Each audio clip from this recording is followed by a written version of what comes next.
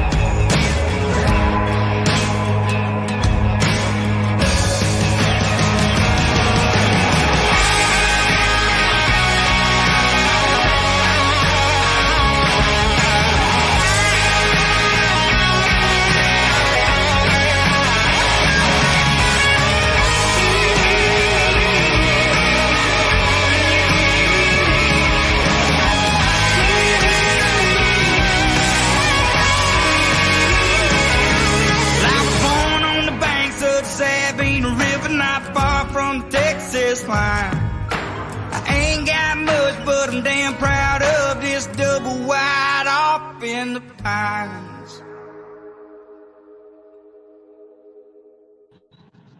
What's up, everybody?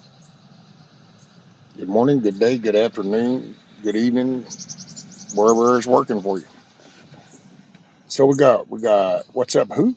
Pete, Miss Sherry, what's up, Shane, Tony, Tiger, we got Matt, we got Mr. Josh, Benjamin. What's up, everybody?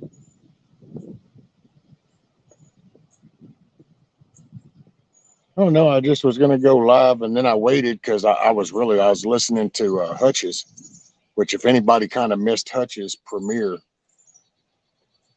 you know, it's got some good info all throughout it. So especially if you're I guess you'd say, you know, pew pew related, defense related, strategic thinking type thing. But yeah, it's worth listening to.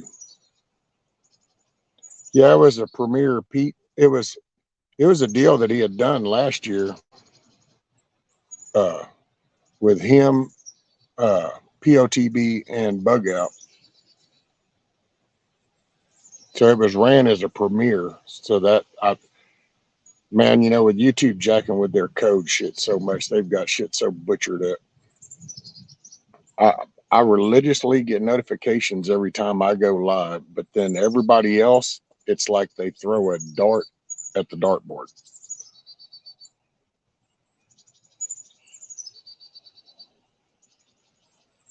Look under regular videos, Pete, because it'll be listed as just a video probably, because it was a premiere.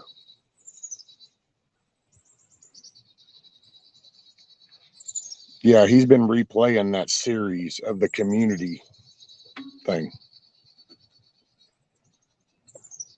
If he shows up, I don't know, I'll get him to.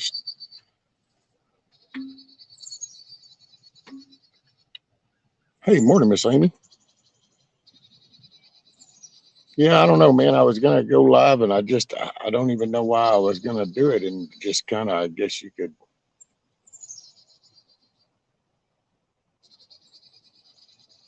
It was put on me, I guess you could say. But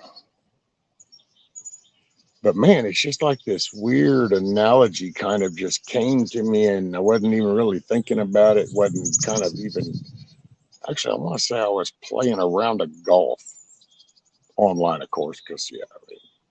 Anyway, uh, and it was like the world situation, kind of as our country and everything's going on with the country, and it was kind of like one or two ways this goes, and I don't know, man. Part of it's just an analogy, but you take Uvalde and what happened, and that whole just standing around, and all of them, hell, one's worried about he might take around, another's worried about disinfecting his hands, and so you just look at that mass confusion, and then you take Nashville response, and it's like sometimes I feel like there's a good portion that are kind of doing like the Uvalde thing.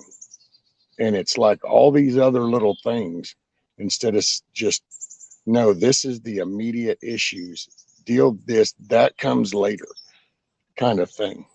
And I don't even know why that came to mind, but it did. I was just kind of sitting there, and it was like all of a sudden I just had this whole little Uvalde Nashville reference. And it was like, wow, with all these little things that happen, anything from, the far out shit all the way to just, you know, overthinking things. But it's just that whole way spread out versus centralized. Because when you think about it, man, you can just see the whole tactical. It was precise. It was staying on focus, staying on target. That sound. There was the overall directive. We're here now to follow the sound. That T, there was no, are you sure? There was none of that. It was just right, bam, and it was done. And you just kind of think, I don't know.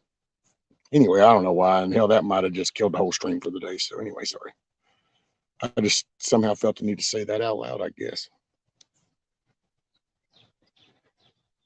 Rescue true story. I was at dinner 3 hours after alive, and my wife gets a beep and said, "Hey, you're live." Hey, no, I can believe that totally, Pete. I can totally believe that. Oh, and by the way, Tiger, how are things now? Because when I left you yesterday, ma'am, your house was flooding. Oh, and there, who just apparently had asked it too. We're still getting. Oh, okay. I'm sorry. And now Tiger, I look up and Tiger had answered. Says we are still getting rain off and on, so can't really tell. But I went upstairs last night and the water was over the top of my shoes. Wait a minute. Hold on, Tiger. We got to throw this bad boy in park. So how did that go again? We are still getting rain off and on, so can't really tell. But I went upstairs last night and the water was over the top of my shoes. Or so you're flooding like upstairs, like from the roof then upstairs. And ooh, shit.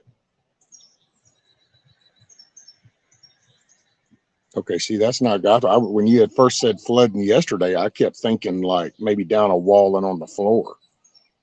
So you're leaking from the roof down onto the second floor. Won't be long before it'll be running through. Okay, you know what, Tiger? And I'm sorry. See, this shows you I have these damn brain farts. I got brain damage. That's right, because you had a hole last year, or that big storm. Now I remember you said something about, and yeah, I'm sorry, drew a blank there for a moment. I'll catch you up. It is Sunday. Their chair wore out. What's up, TJ?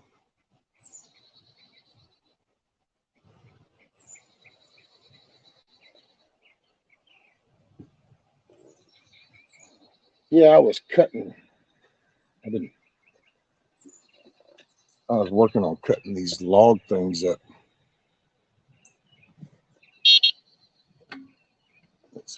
I'll show you.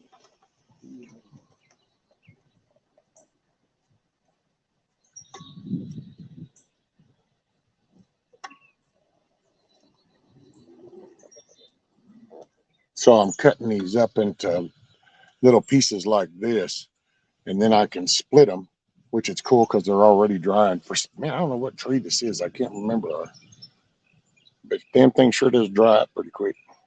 Anyway, I'm going to split these up into like little pieces, and that's the size. Then I can make a little fire, and I'll be able to put my cast iron chili pot outside, and hopefully get to the part where in mornings or something we'll have some coffee. I'll fry a few eggs while we maybe I can even figure out. I'll just bring the other little laptop out or something, and I'll do the news. We can just cover some stuff or just shoot the shit. We'll start the day with something good on the mind.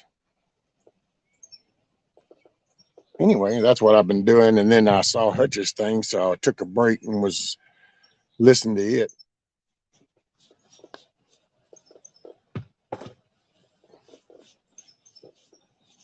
And then decided to go live and just shoot the shit with y'all.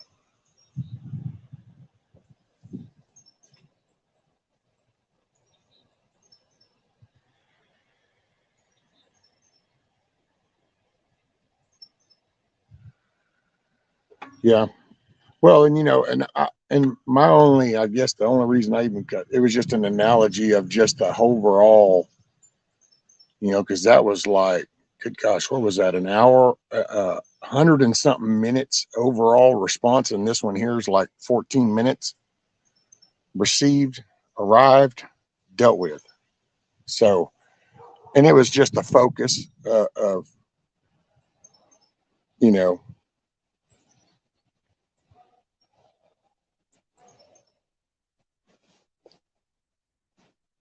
and let's see. Oh, I saw, hell, I started answering the question. It didn't even say morning, LLCC. Let's see who else we got. Eric came in. What's up, Mr. Eric? I think I said morning, Amy. If not, I might have just started babbling, talking to you too. Greta, morning, afternoon. Okay, now I don't know yet. My word.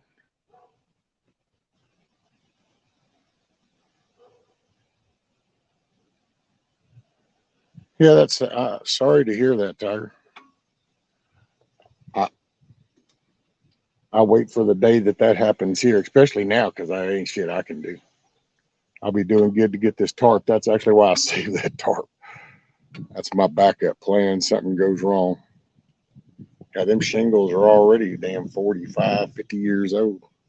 Well, okay, no, maybe 30 years ago because I think added that on, then re-roofed it. Yeah.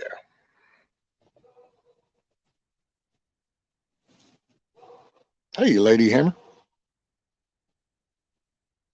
Oh, yeah, let me get my phone. I was going to see what that other old man was doing. I saw him over in chat.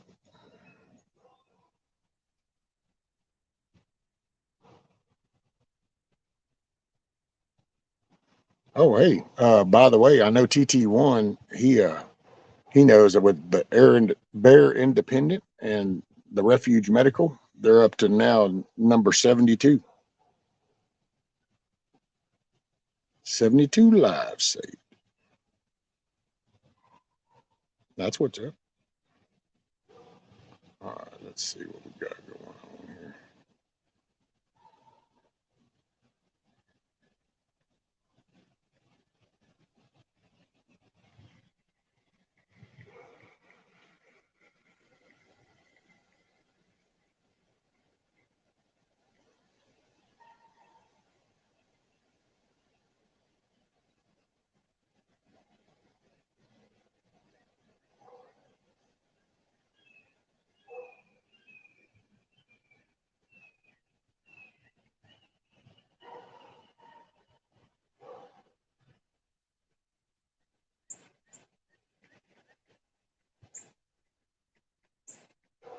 So I'm not ignoring y'all. I'm just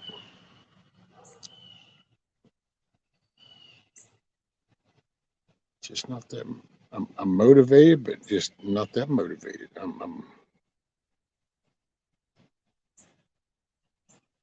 Where we at? What do we got? This is an old two-story city house with a flat roof. It's hard to get a ladder tall enough to get to that roof. An extension there on top of this. Oh yeah. No, Hoot, that's what I was in the process of this morning. I've been doing while I was listening to Hutch's.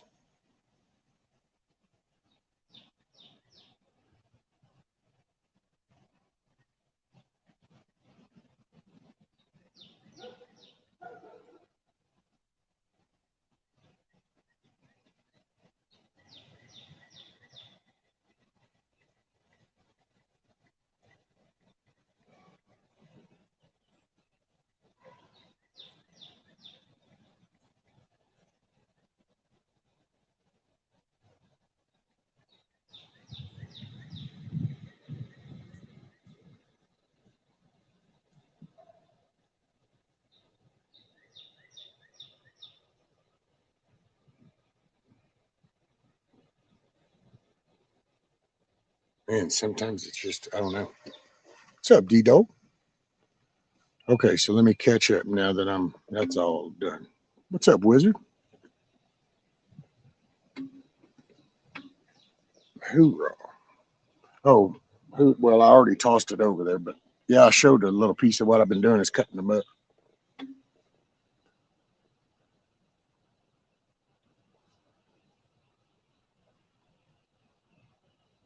So what do we got? We got D-Dog came in. We got,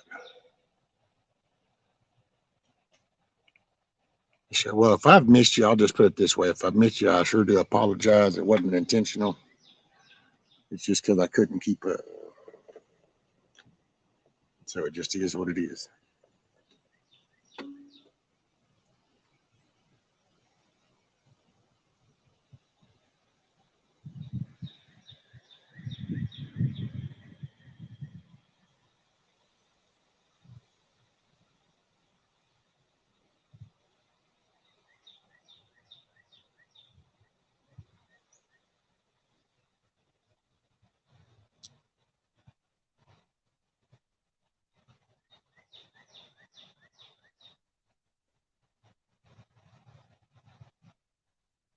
Yeah, I guess I better. Yes.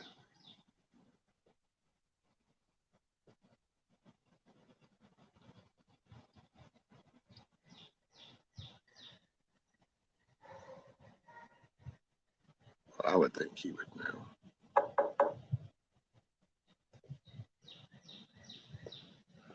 Hey, what's up, William?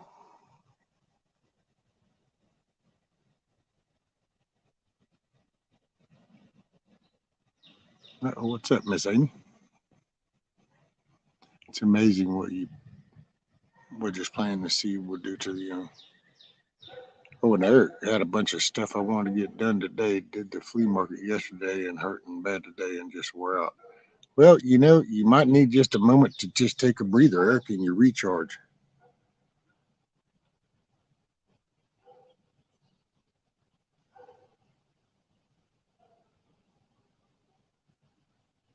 Might just need that day to take a breather.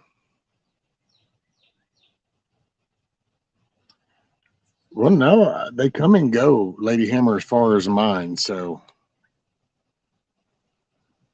because that's mine do that same weird stuff. I thought, man, this sun was, a deal. And next thing I know, they're up underneath the coop, kind of just kick back, chilling.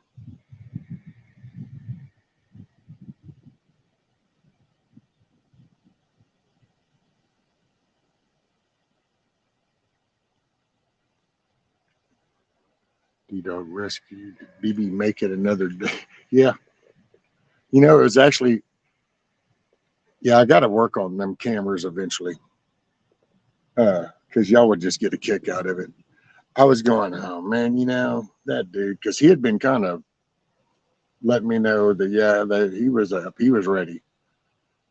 So I come out and I was thinking, is this going to be one of them flipping ass mornings again? So, and I gotta fix that, finna do the door thing. But anyway, I do that bar, and as I slid that door, I heard him when he hit that thing. Boom, boom. And I thought, shit, man, is this dude gonna have an attitude? Man, homeboy come about 4 inches in the range of that door, and he looked, and then I didn't see him until I came all the way out and shut the door, and then he come down the ramp, and it's like, okay, we're good.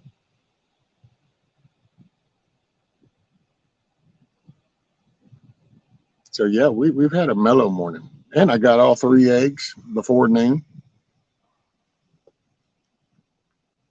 I was in the middle of listening to Hutch's when I thought, oh wow, I wonder, because I noticed that one by one they had all disappeared. Sure enough, went over there and bam, all three. I'm like, scored.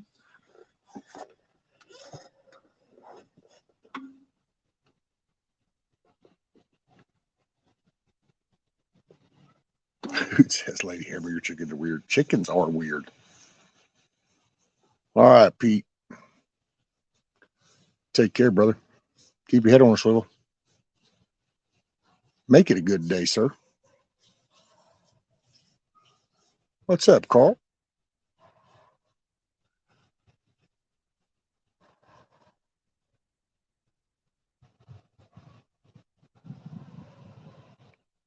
Yeah, I was just cutting that.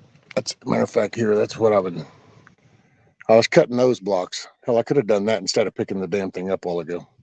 So anyway, that's what I've been cutting that, and then I got this pile right here to go. I kind of got them bigger. I just got to cut them smaller. I decided to do smaller. I'm just worried about the width of the pot. That's all. I just built a little fire, put the pot on it, crack some eggs. I just figured I might as well kind of use the wood.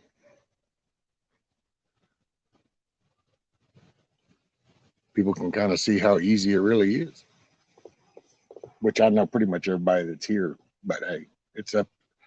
That's just the ones that hang out. You never know who might stumble across it. I feel for them.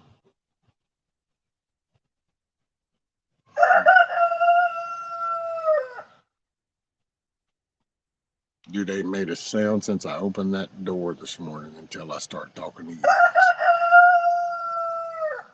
See, he's such a trip.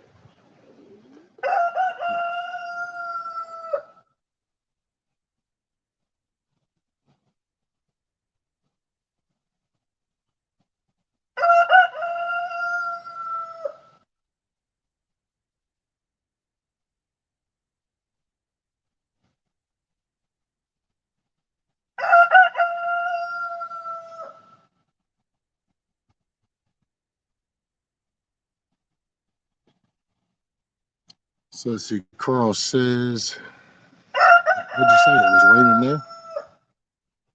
Sherry says it's raining there. Just happy not to see white fluffy crap.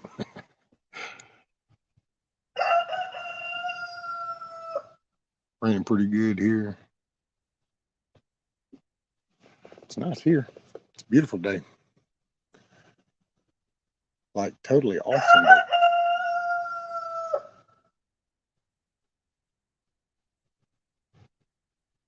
Nice little breeze.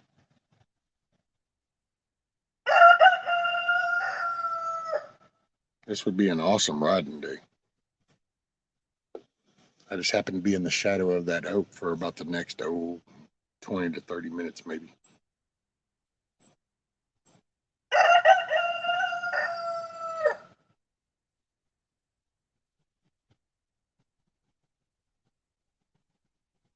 I don't even.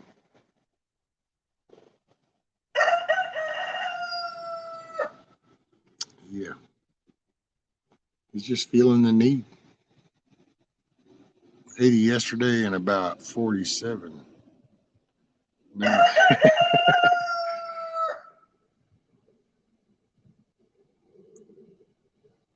Well, it was 57 this morning. And now I think it's already, yeah, up to 70 what? 70. And it's just going to go up.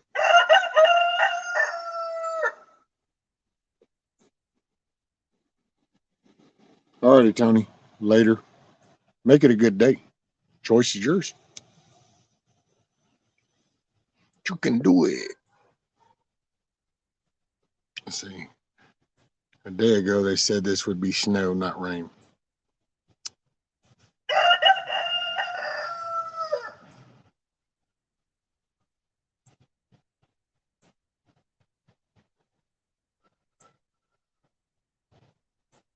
I wonder if others will answer him. I don't know. I don't hear none. I know I love it.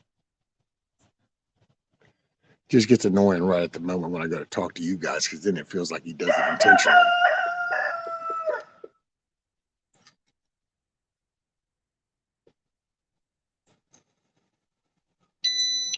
Oh, here you go. Let's see. Bam, bam.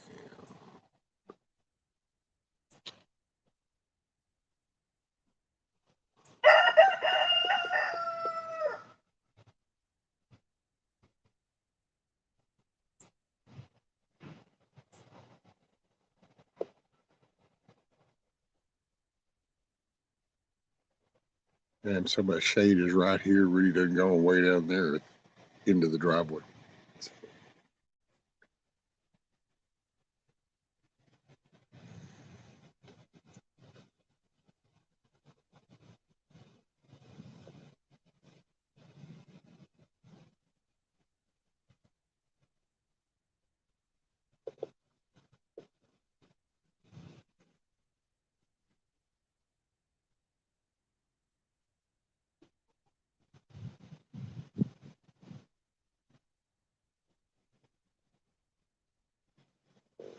So, what y'all got planned for the weekend? Just taking a break today? Okay, so here's the deal. All right, Lady Hammer's got something for us. Let's see, I'll put it on the screen too. Bam. She says, okay, here's the deal. My run is 24 by 35. I put T-post every 8 foot or so, chicken wire 4 foot tall, and then I put T-post in the center, and then I put the fittings on the T-post and 1/2 inch PVC from side to side.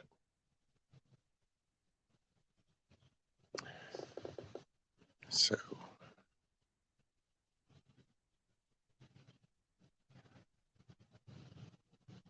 now, did you put the T-post in the center, like just in the center of the whole rectangle, or like down the middle? And then PVC fittings out to the side? Or do you got it like fours?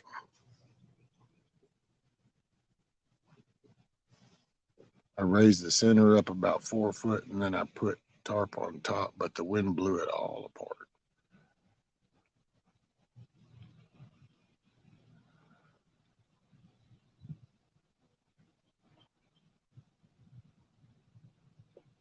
Yeah, that the tarp would have just, that was a big balloon when that wind gets underneath it. Yeah, so you were kind of making a partial tent, and just my quick 2 cents is if you do that, then you would want to do that only if the rectangle is in the direction of mainly the way the wind will blow, the way most of your currents go. And then 2 would be to, since that's more tent style, you would not only want to come and anchor them on the sides, but then would want to do some kind of guides down to hold that tension, because that's what's going to get you is the wind current that comes underneath and lifts it. What most people do, a 24 by 35, then you could take about you could take about 10 foot of that, or 12 foot even, half of it, and you could just put some either PVC type roofing, or just put something like that, but then it's not all the way, so the wind will actually pull under and come back out. It won't actually lift it, but that being long, it'll lift it. It's not expelling the force before it creates the lift, if that makes sense. So like taking that rectangle, you could take like 10 foot of it, or just split it in half and do 12, and then cover that part and leave that open. and still have your 35-foot run. And then they'll go under and in, and then if you wanted to creep, what I would say, if that's to keep from creating a mud field, the best you could would, if you made that where it was movable. So create like a little frame that sits on the outside that you can secure down, but then you could actually move their shade so that you don't just end up with a mud hole, kind of like a hog pen. But then again, I'm a dude with a chicken tractor, and I got 4 chickens. So, not to mention, I'm just a redneck in the woods. You know? So, if anybody has suggestions for her on that problem, she's wanting to create some shade in a 24 by 35. If I remember the dimensions right, did I just say that right?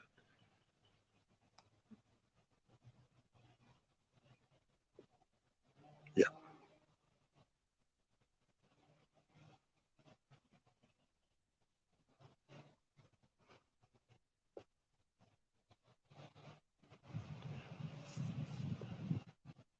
See, you could tarp just half of that.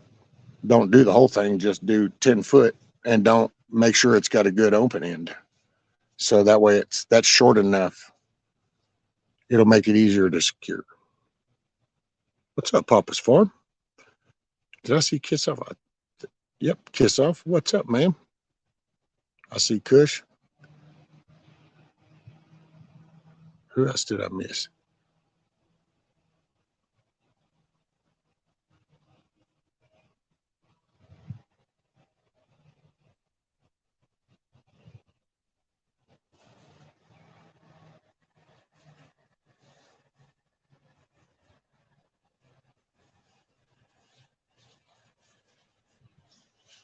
Tarps don't breathe. Use old sheets. Yeah, you could do that.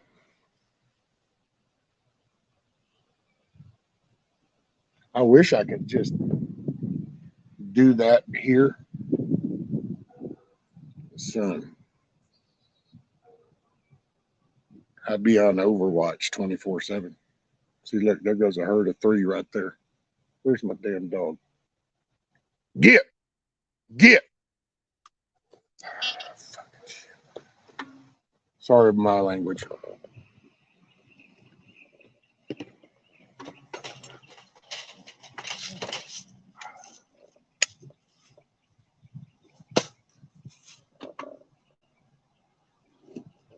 You better sit your ass down and stay right where you are. I'm sorry, guys. I will be right back.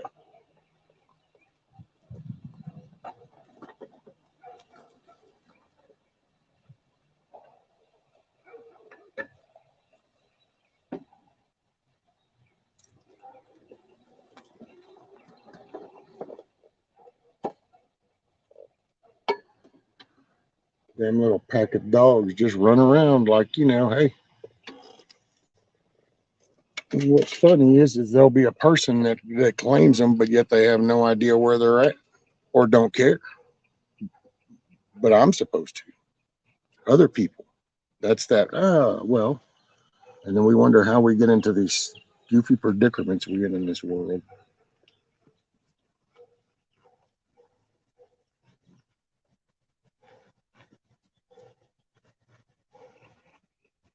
Take responsibility for them, something that's alive, and you best damn be prepared to do that. What's up, Grumpy? What's up, Rank? Good eye, mate.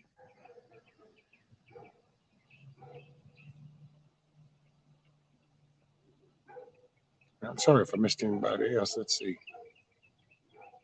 Oh, I think it's truth. Truth matters. Yeah. Okay. Sorry, I had to scroll it.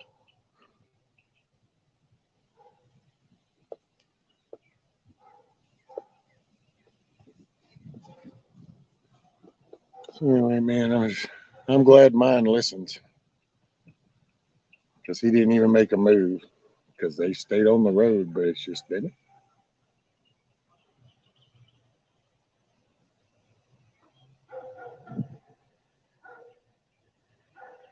Taking a break for a bit. Me too, Grumpy.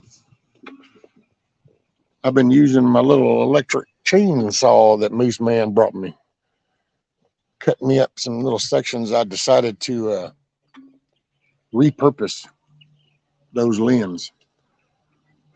And so what I'm going to do is I'm going to cut them into sections big enough for me to make a little fire and put my cast iron pot on and fry me some eggs in the mornings.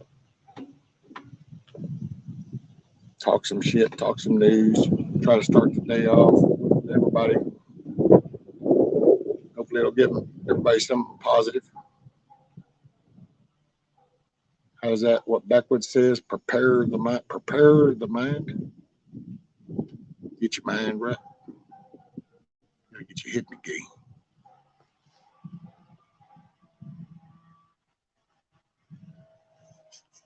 What's up, Matt?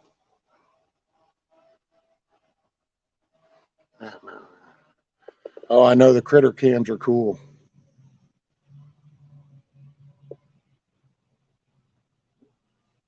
It's the real live National Geographic.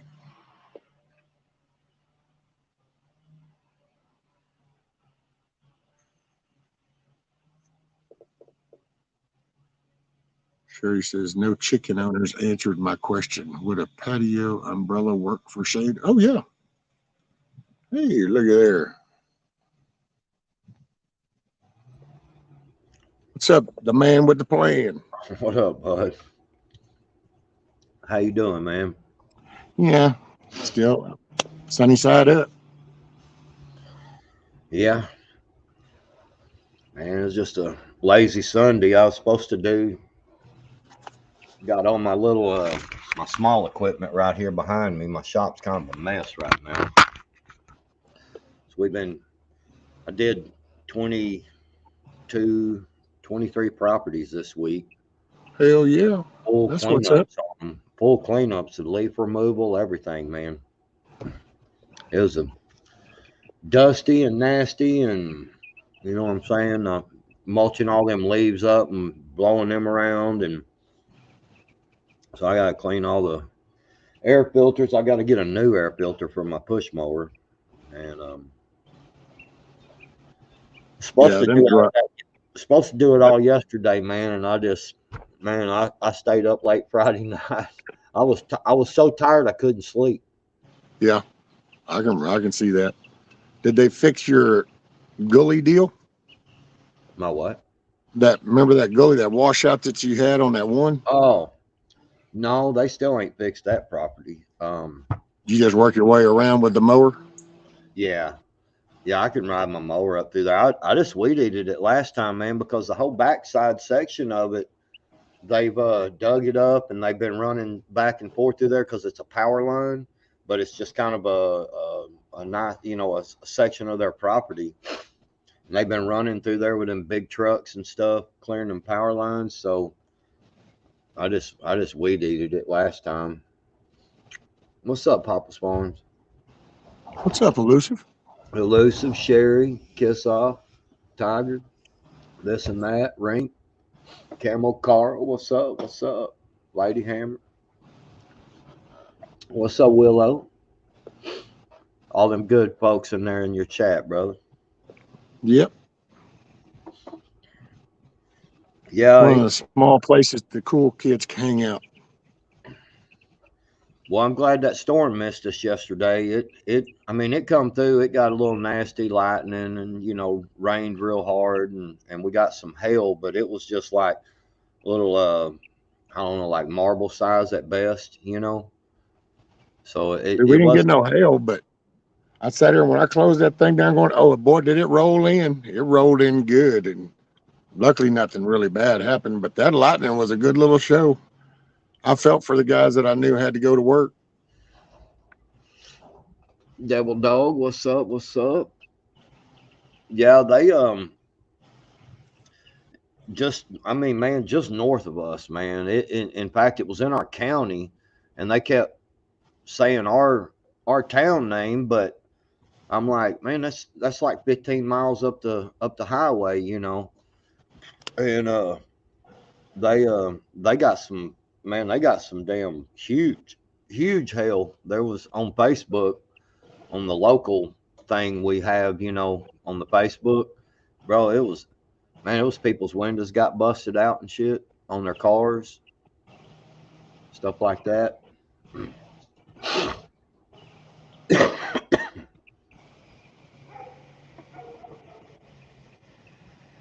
Kiss off. I just got done eating a sandwich. I made my own sandwich this time. I didn't have you around to get you to make me one. Kiss off. So I ate my own sandwich a while ago. Sandwich. Oh, ham and cheese sandwich with mustard and pepper and salt on it. Oh, there you go. Sounds like a good bologna sandwich to me too. Yeah, that's pretty much the way I like to eat my sandwiches, man. I do like a slice of tomato and some onion on it though sometimes. Matter of fact, that was the work lunch. If I took a lunch, it was just some kind of simple bologna, mustard, little salt, pepper, bam. Make me a little stack and I'd snack on them throughout the day. Yeah, I bought me some of them Tupperware bowl things and it's shaped like a piece of bread. Yeah. Yeah, and I just, if I take sandwiches to work, you know, I don't make the sandwich up front. I hate a soggy sandwich, man, because I don't care what you do to them. They're either kind of crusty or soggy by lunchtime. You know what I mean? If you put them all together and then take it with you. If you do veggies, but if you just do like bologna or ham, yeah, as long as the ham's not too wet, then take a paper towel and wrap around it. That's what we do. Yeah,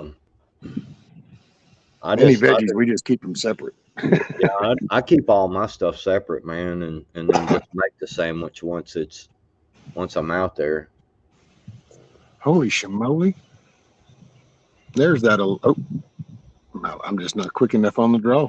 It's the Alaskan grandma, Miss Dana. Hey, ma'am, how are you? You been doing good? So good to hear from her. Yeah, I'm gonna have some deer burger. Dogs. That was a good one. A meatloaf sandwich. I've just never cared for meatloaf, man. I've tried probably 15 or 20 different, you know, because it seems like everybody makes meatloaf a little different. You know what I'm saying? They've got a little additive here and a little additive there, and I've just never cared for it, man. I mean, I can eat it. You know what I'm saying? I'll sit down and eat a plate of it if that's what's offered. It's just not your preference. Yeah, it's I don't care for it. But I've had several. Well, she'll probably watch it, but she knows it. I've said it for 30 years. Her version of meatloaf, it does kind of crack me up because it's pretty much just a tomato paste with some hamburger meat. And then she runs ketchup on the top. And it's like, well, why don't we just make hamburger paste? No, this is meatloaf. I'm going, okay, you know, we can live the dream. It's okay. Yeah. Yeah. I'm going to make some deer burger helper here in a little bit. The cheeseburger macaroni, you know. Ooh. We like the cheeseburger macaroni, man. It's, you know, it's around here we eat the hell out of it, and but I use deer burger instead of regular burger. It's really good. Once a year, usually around the opening season, is when it'll be deer meat, and other than that, throughout the year, most of the time we do it, and a lot of people around here use brisket instead of the hamburger meat. Who? Benjamin? Old school. I don't even remember who I said hi to. Hi, everybody in chat. I lose track. Right. Ronnie Braun, what's up? Yeah, brisket, boy. Now I can sit down and mess up a plate of brisket, boy. Yeah, man. Well, hell, Nikki could tell you that whenever her and Jeremy come over. She got to talk. She's like, "What?" I said, "Just slabs of meat. Just give me some. I just want slabs of the brisket." chow down hard on that stuff. G-Ma Merkel, hello. How are you? Hello, all you fine ass people. Amy. Yeah, chili mac is good when it's homemade. I make it quite often. My girl, she'll eat the chili mac, but my boy, he's real picky about shit. I don't know. You know, my girl she's the taster, the experimenter. She experiments with food like I do. She picked that up. My She's the sister's that modern way. day Mikey. Yeah, my sister and myself, my mom was always um she's always tripping out on me and my sister because of how we experiment with food. It's just like we'll put this together and that together, or we'll make something out of this, and I'm just that way. Well, Yeah, that's why I say the modern day Mikey, because remember that commercial? Give it to Mikey. Mikey will yep, eat it. Mikey will eat anything. yep. Yeah, Hoot, I've got 30 35 properties now. It's about more than I can do. I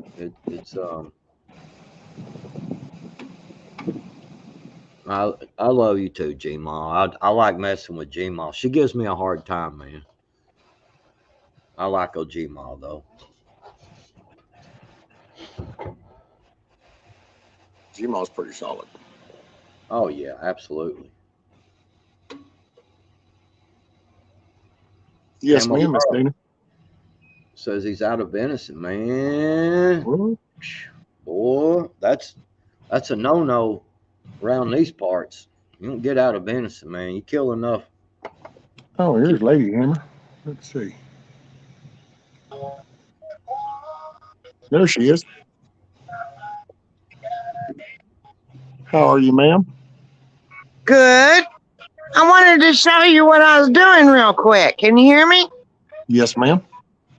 Can you see? Yes, ma'am. Turn your phone sideways and the picture will get bigger. There it goes. There Oh, you yeah. go. I'm going to put you full screen, too. There we go. See Look at that. the coop is way back there.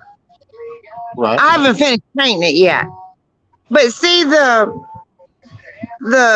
from side to side, that's Uh-oh. 24 foot. And then from the here, oh, let me turn that down. Dr. McCollum, handle on you. Stupid music. It's good music. Hey. What? There we go. Yeah, see the middle ones? Yeah.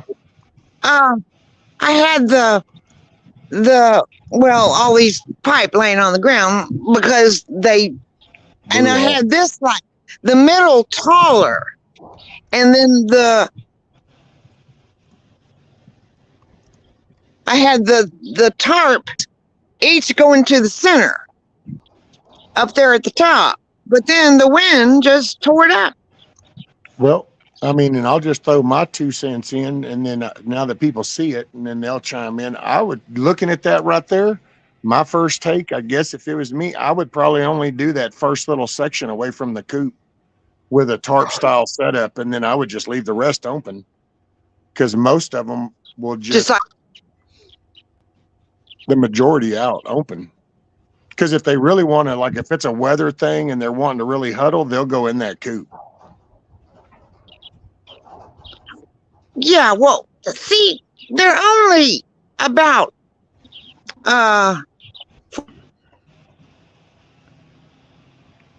4, 8, 10 volt. So if I leave the door open, they'll all just huddle inside the coop. They'll eventually come out. You put the feed out there, they'll come out. They're weird. Well, I got feed and water in there too, but oh yeah, see, then I did that same thing whenever I first did this, and then there were several people in chat telling me going, "Oh, you don't need food in there." take the food and water out of there. And I was going, well, but and they go, no, really, they'll be fine. And so sure enough, they do fine. They just come out in the mornings when they want to. Sometimes I can open that door and they might not come out for 30, 40 minutes. And some mornings they're waiting for me to open it. I've learned over the past few months of where that term effing chicken comes into play. There's no rhyme or reason to those crazy little shits. That is a nice and they little all setup. just huddle up under the ramp like dummies. Look at them huddled up under the ramp.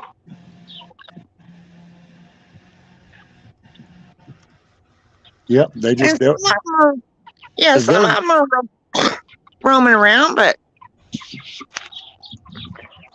and that's it. They do that. I've watched Grumpy's and they'll be all over his place in all different areas doing different. You got a nice little flock there. yeah, I kind of like them. I think the white ones are roosters. Them's golden comets, ain't it? They were called golden something or others. They're like related to a Rhode Island red, but not. Yeah.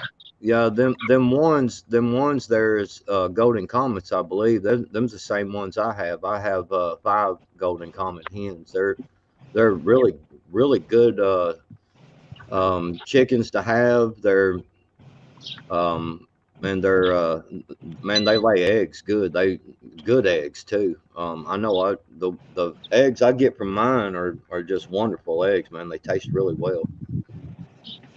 Well, good. Yeah, and some of them have more white on them. Some of them are darker. I mean, they're just. Well, I think we'll probably get you. We're fixing to probably get you a pretty good answer for your questions, and because I think a man that's probably well versed in that is fixing to have an opinion. Papa's Farm is going to come up, I do believe. Okay, great, because I don't know what to do. Man, Papa's Farms ain't that smart. He just looks smart because he's got that big beard. Well, and it's I might be a little biased to the beard. Right on. I like Papa's Farms now. He's pretty sharp. I think you got a good looking setup. I mean, like I said, I could envision if you take the food and water out of the inside and open that door during the day, then they'll come and go, and you might even end up with some. I always screw the word up, but the brooding hens. That's because you'll find some that'll stay in there and sit on them, but you leave that so they can come and go. Look, you got some on the ramp that would probably go back in there if it was open. Well, see that one dark one at the top of the ramp? She's got her foot is crooked. Her toes are crooked, but she was born that way. And I tried to put some duct tape, on him and tape it, but that didn't work. I don't. I'll tell you something too, because they seem to be wanting to concentrate several of them around that shade. You might go get you one of them little cheap, this little 5x8 or whatever tarps, and put you a couple of the T-post in the ground there on the other corner, on the other end of your. On just a corner. Yeah, up there. And just make you one little spot up there in one corner that has kind of like a shade spot, and maybe put drop a little sand or something like that in there. It's just some of that little the playhouse.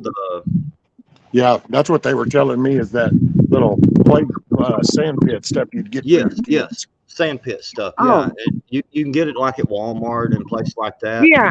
And just throw you some out there and under that tarp, and they can go in there and they'll dust bathe in there.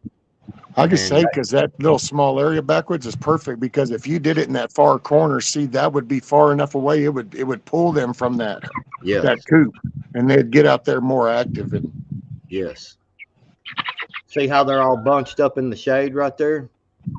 I know. That's why I thought Well, I need to get them some shade because Yeah, they're it's retarded. They don't don't like the sunshine. I don't know what the problem is.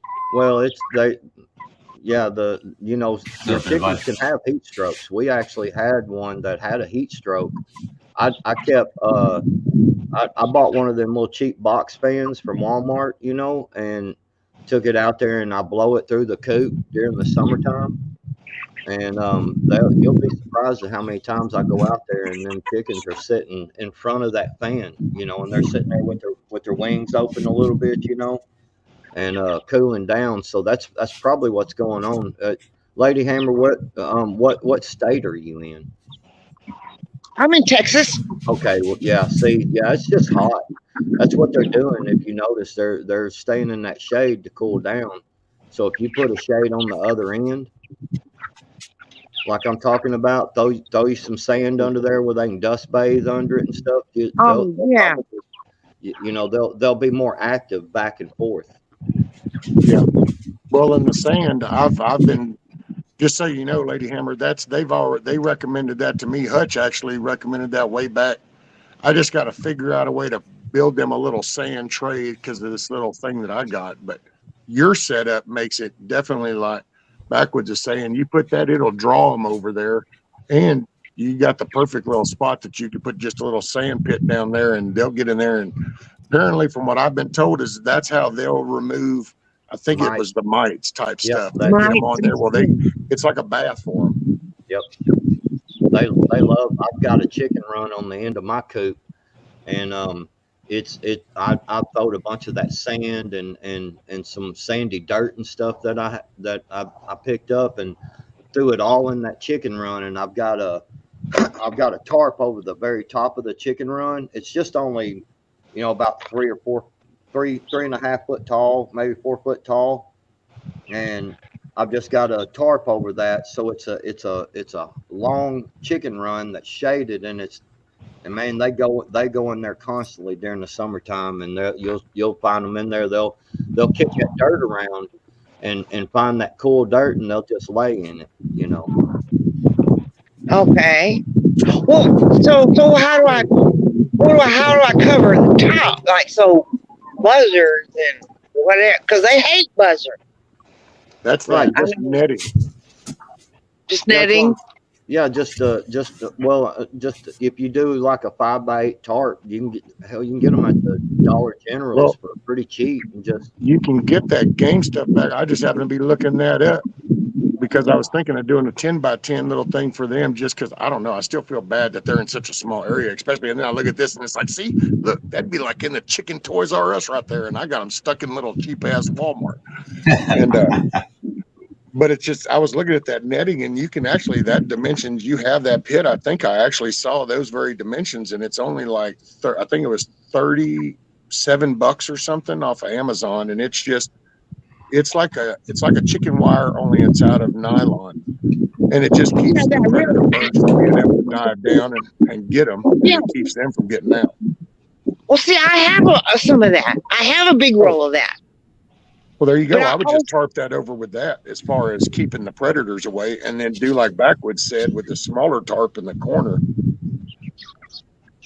Because it doesn't have to be high up off the ground. You could almost make it like a lean-to almost. You could go drive just a half a stake in, 4 foot off of that corner, and then just tie it down to that. The rain runs off of it, but they'll get under it and they'll play in that sand and they'll be in the shade, and it pulls them from that coop. Yep. Oh. Yeah, you want to try to provide them with a couple of different shade options, because even when it's real super hot and you get all them hens and stuff trying to lay up under that one little bit of shade you got there, and they're not going to be able to cool down properly because there's going to be too many of them compacted into one area. Yeah. See, that's what I was thinking, because they're not hot. I mean, it's like 68 degrees right now. That's not hot at all. Yeah, but what's it going to be in August? Well, yeah, it'll be 140 in August. That's right. Yeah, they'll be laying and just eggs. remember that netting the predator netting, you can put that. It's the wind will blow through that, so you don't create a lot of drag from that. So you can just take a couple of tall poles and stretch that over the top, and then do your little shade things right down there at waist height, because then you're talking about chicken height, so it doesn't have to be real high. I also, Lady Hammer, I went and bought at well, it was actually at the Dollar General. They had a bunch of them little kid swimming pools, you know, them little plastic round, you know what I'm saying? Oh yeah, yeah. The Yeah. kiddie pool. Yeah, kiddie pool. I went and bought one of them, and I've got it in my chicken pen. And during the summertime, I'll find them in that pool, you know. That on the ground? No, Well, hell, when you no, think about I it, mean, you're only talking about it's you know, I only put like 4 or 5 inches of water in there. I mean, 6 see, inches. now Oh, that's like growing up. Yeah, I they're only remember the about chickens we would 6 have. inches We tall. had the barn, but you would have there just a little pyramid. You just went out there and propped two little things up because you just created some shade spots for them, and you would see them Yep. across the field because they just want a shady spot to get into in the peak of the day, kind of like people do when they go get it closer up underneath the tree, going, I'll get over here. Yep. That's all they want to do. Cattle do it. yeah. Everybody wants shade. Yeah, have you got a couple of pallets laying around there? Oh yeah. I got a bunch of Take, pallets. take a couple of them pallets and just A-frame them, you know, lean them up Yep. against each other like an A-frame and put a couple of screws in the top to hold them. I've got one of Oh them. yeah, yeah. Yeah, I've got Yeah. one of them also in my chicken pen, and it creates There you go. shade and create, and you could just put it like right out in the center somewhere in it. And so if a hawk or buzzard or something does fly over, they've got 2 or 3 different places they can run up underneath real quick. Oh, instead of everybody crowding under the ramp. Yes. Yep. Create you some little, Little A-frame lean-tos structures. out there. Yeah, just little A-frame structures Yep. is all it is. There you go. Exactly. You could 4 pallets and you could create don't- 2 Don't different A-frames. Go ahead. Sorry. Go ahead. don't Pop. use any silicone sand either. If you get sand at the store or something, you buy bags. That's bad for chickens. The silicone sand. Yeah. Yes. It Well, needs to what be about the sand? I can get the sand from the country club. They got piles of it that they put on the greens. Is that Oh, good yeah, there you sand go. or? I would think that'd be natural sand. I I don't mean, know. they deliver Yeah, it by should the be dump. construction sand. Yeah, I didn't think about that, Papa, but yeah, not the silica sand. You want to get the natural, you know, construction sand or whatever, the natural, you know, play sand and stuff. You know what I'm saying? Just Yeah. make sure it ain't the silicon type. Yeah, 'cause Okay, that well, sand, man, it's real major in helping them with their mite problems. Yes. see, I got like a bunch of firewood ash too, and I was gonna make them a little square and put it, but I can't just put it out in the rain. I mean, as soon as it rained, it'd be a mud mess. Yeah, that's why the regular sand is a lot better. It won't stay wet long. You know what I'm saying? If Oh, it does. okay. But yeah, 2 or 3 or 4 pallets, and I mean that's something you could do in like 10 or 15 minutes. You know, just go out there, get you a couple of screws, and just A-frame them up. Throw a couple of screws Yeah. in the top, just kind of screw them together, just kind of hold them, and you could do that in 5-10 minutes out there. Just bam, boom boom, and took a couple of screws, and you got a couple of different A-frame structures out there, and they'll get up under it. It gives them a place to hide, and you can throw some sand up underneath them as well. Yeah, that's a good idea. Thank you. Yes, ma'am. You can even throw a 8x4 tarp over those 2 pallets that you just frame up, and it would actually keep it dry as well, so they'll stay out in it. You know what I mean? Out throughout the summer showers as well. Oh, yeah.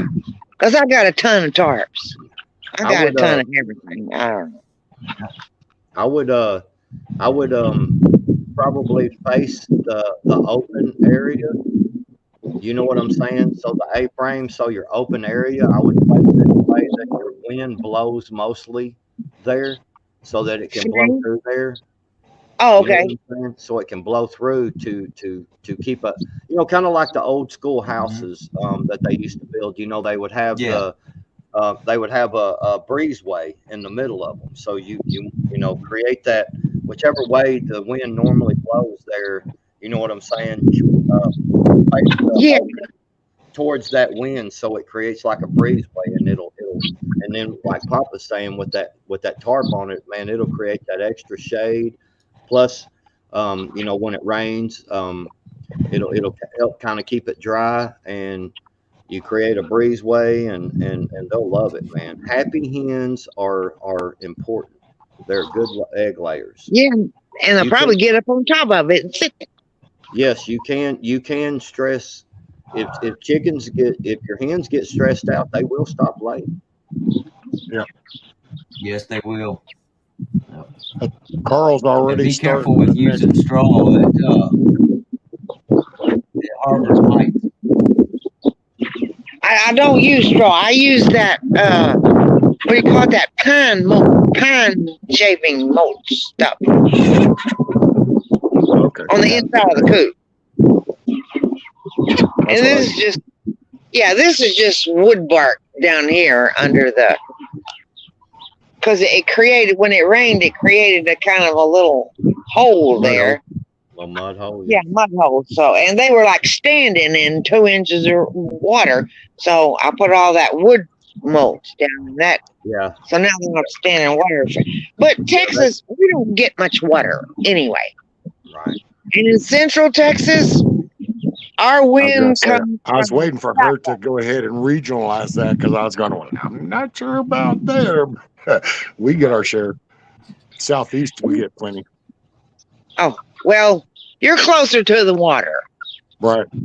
I'm up here in desert territory. Our annual rainfall is like 20 inches. Well, yeah, you got a little elevation there. We're down here in the real humid, and it just moisture's in the air. Yeah. I gotta say though, I gotta take a minute. So Carl, he's got the next one, so y'all can mark this down. So in 10, 20 years or something, this might be the next little storyline you'll start hearing people talk about. In the year 2023, a movement began raising more chickens to save humanity. Little did anyone realize it was just a matter of time before the chickens got their revenge. Dun dun dun dun. dun.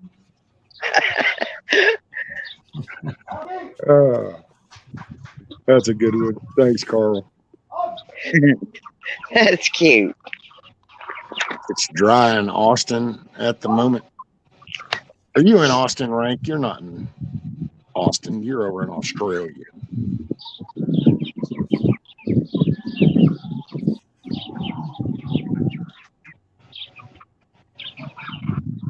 That is a good-looking coop, though. Well, it's not finished yet. I gotta, and red. I like red, but I was gonna get a barn red, but I like turquoise. That's my favorite color. There you go. But I still gotta paint, and I want to put a trim around the windows and paint the trim around the door white. And Hey, I just Lady got Hammer. Lady Yeah. Hammer. Did you ever get into riding motorcycles or having like a hot rod car or something? all of it. Yes.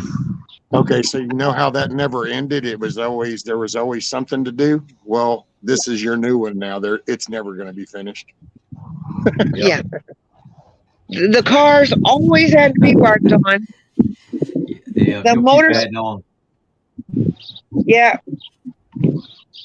And I had a big bike that it wasn't a hot rod bike. It was just a bike.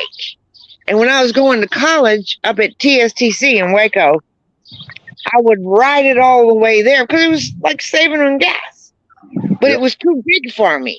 So when I come to a stoplight or whatever, I'd have to like hop off of it real quick and put a foot down and then just kind of roll it slowly to start going and hop back on it. Sometimes it would accidentally lay over at a stop sign or something. But usually the people in back of me or whatever, I they love get the out phrase and of help that. me. Sometimes it would accidentally fall over, like it just would Yeah. decide. Yeah. Nowadays they call that a Biden dismount. Yeah. Right. Right. But it was way taller than me. I'm only 5 foot tall. So a big old bike, yeah, I had to hop down and put my foot down. And some of the times I didn't hop down quite properly, and the whole bike, it didn't hurt anything. It just kind of slowly laid over. Now And it I was too totally heavy for me to pick up. understand now. Now I understand. This is the short person problems. These are when y'all got to jump up on the seats and stuff. And you're always climbing up on the bar stools and stuff. I got it now. How come you have them tarps over there on the fence? I'm just curious. Well, that's what I did have. Wind block. See all this pipe here? I had those pipes from one side where you still see the thingy here, one side to the other, and then an extension on those metal pipes, and I had the whole thing like way up there, and then the tarps, I zip tied them together to the pipe and to each other through the little eye hole thingies. Yeah, the little eyelets. Yeah. Yeah. And then we had a big wind yesterday and last night, and it just crashed down everything. So I just ain't moved the tarps. I just folded them over the fence. I got you. Because that way is morning sun, and where I'm standing is west evening sun. So yeah, and I did have If you just did like that end one right by the coop, if you didn't do it that close to the coop, then that might give you enough of an air gap that it would help keep the lift out. But see, being that close to that coop, and you picture that being tarped over, well, in that end, that coop blocked a big section of blow through. So all of a sudden it creates a lift, and it won't take much to lift, just pull it. But if you can move it out to the middle, that might last longer, because then it can pop up and it would wave with the wind, but it would have exit places. Oh. Yeah, I would suggest just covering about half of the pen and leave the other half uncovered so the sun can keep growing foliage also for the chickens. But I also will say that I kind of like backwoods with the 5. I would just put some of those in a couple of A-frames, but I would definitely do that netting over the whole damn thing. Yeah, because they don't even like a crop duster plane comes over and they go berserk, go hide under the ramp. They even the little chickadee birds. Have your roosters started crowing? They're scared. Nope, not yet. Well, see, when they do, I can say that's one thing I've noticed with BB. The more he talks, and all of a sudden you can see hawk shadows flying over because they'll hear it. They'll start looking. Oh, so I need to hurry up and get this done. Well, just your netting. And then once you get your netting up and over, that's your umbrella. And then you do all your other stuff underneath it, but at least now you have your aerial defense up. Yeah, that's right. And I didn't think about. I was thinking, try to give them somewhere else to run and hide. Yep. Well, see, I was thinking I needed to put it next to the coop so that it wouldn't make like a big mud hole when it rains right there. But I understand the air lift thingy. Right. Okay, I didn't even think about that. Oh, I see a buzzard. It's all a learning curve. Yeah. Yeah, they hate buzzards. That's what makes it fun. They hate everything. Do what? That's what makes it fun. There's no set way. You just got to figure out the way that's working for you. Yeah. There's some basic stuff. And then it's just kind of, that's why I don't know. I used to laugh saying, well, I'm going to get that finished. And I really don't know if it ever, because after a little while, you see something that's like, well, if that was like this, that'd make that a lot better. And then you just change. And It's just a new hobby. Yeah, I used all PVC pipe to make my chicken coop, and it's and then I just wrap the whole thing, the top and all, with the chicken wire there, and then on the bottom, because we have a lot of skunks and possums and raccoons and stuff around here. So on the very bottom of the chicken pen, there I run barn tin all the way around it, and I buried it in the ground about this far. And what I did to discourage digging is when I dug the trench around my What? when I dug the trench around my chicken coop, I put in a bunch of gravel and rocks and stuff down in there, and then covered it up with, and stuck the barn tin down in there and then put the dirt. So when the animals try to dig, they just dig into that gravel. Oh, there you go. Oh, okay. Yeah. Well, see, what I'm still gonna do is I have this hardware cloth, this Right. little stuff. I've got a 2-foot roll there that's 100 foot long. I think it'll reach all the way around. I was thinking like fold it in half, and half of it can go 12 inches, a foot above, then another foot sticking out the side, and then I can put those pin things in there, and then I can just cover it with whatever, dirt or rock.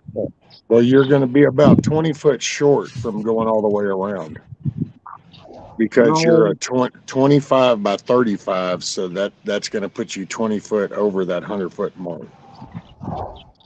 Because you're going to have 25 on one side, 25 on the other end, so there's 50, and then you have 35 on the side and 35 on the other side, which is 70. Right. So that makes you at 120 total. I think you got an awesome looking chicken pen. Like I said, just add a couple of them A-frames in there with just some regular old pallets, a couple old cheap tarps to cover them, a little bit of that regular play sand. Yes. Not the silica, just regular play sand. I think your hens and stuff will be a whole lot more happy, and all that, and it'll give them multiple places to hide, to play, to dust bathe, things like that. And so she's gonna be getting baskets of eggs and shit. Yep. Yeah, happy hens, man. I'm telling you, they're good egg layers. Yeah. You want to do everything you can to keep the stress off. Yeah, of take them. another thing I would suggest, Lady Hammer, just by looking at your chicken coop, right there under the ramp, do you have hardware cloth that's keeping them from going under the coop? Well, yes, and the reason it's there is because they came outside when they were like about 6 weeks old, and I had to run around and catch everyone at night and stick them back in the coop because they wouldn't go in the coop by themselves. And if I had not closed that off, they would all be under the coop, and then I'd have to crawl under the coop every night and pick up 33 chickens. Yeah, but now what Papa's getting at, I believe, is now that they're older and they go in the coop on their own, I would probably remove that piece of hardware cloth and then go around your coop with the hardware cloth, or like some barn tin or something. Exactly. And and probably hardware cloth, but and then leave that where they can go up underneath that coop as well.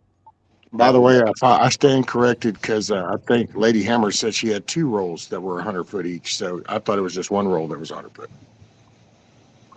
My bad. It's Sunday.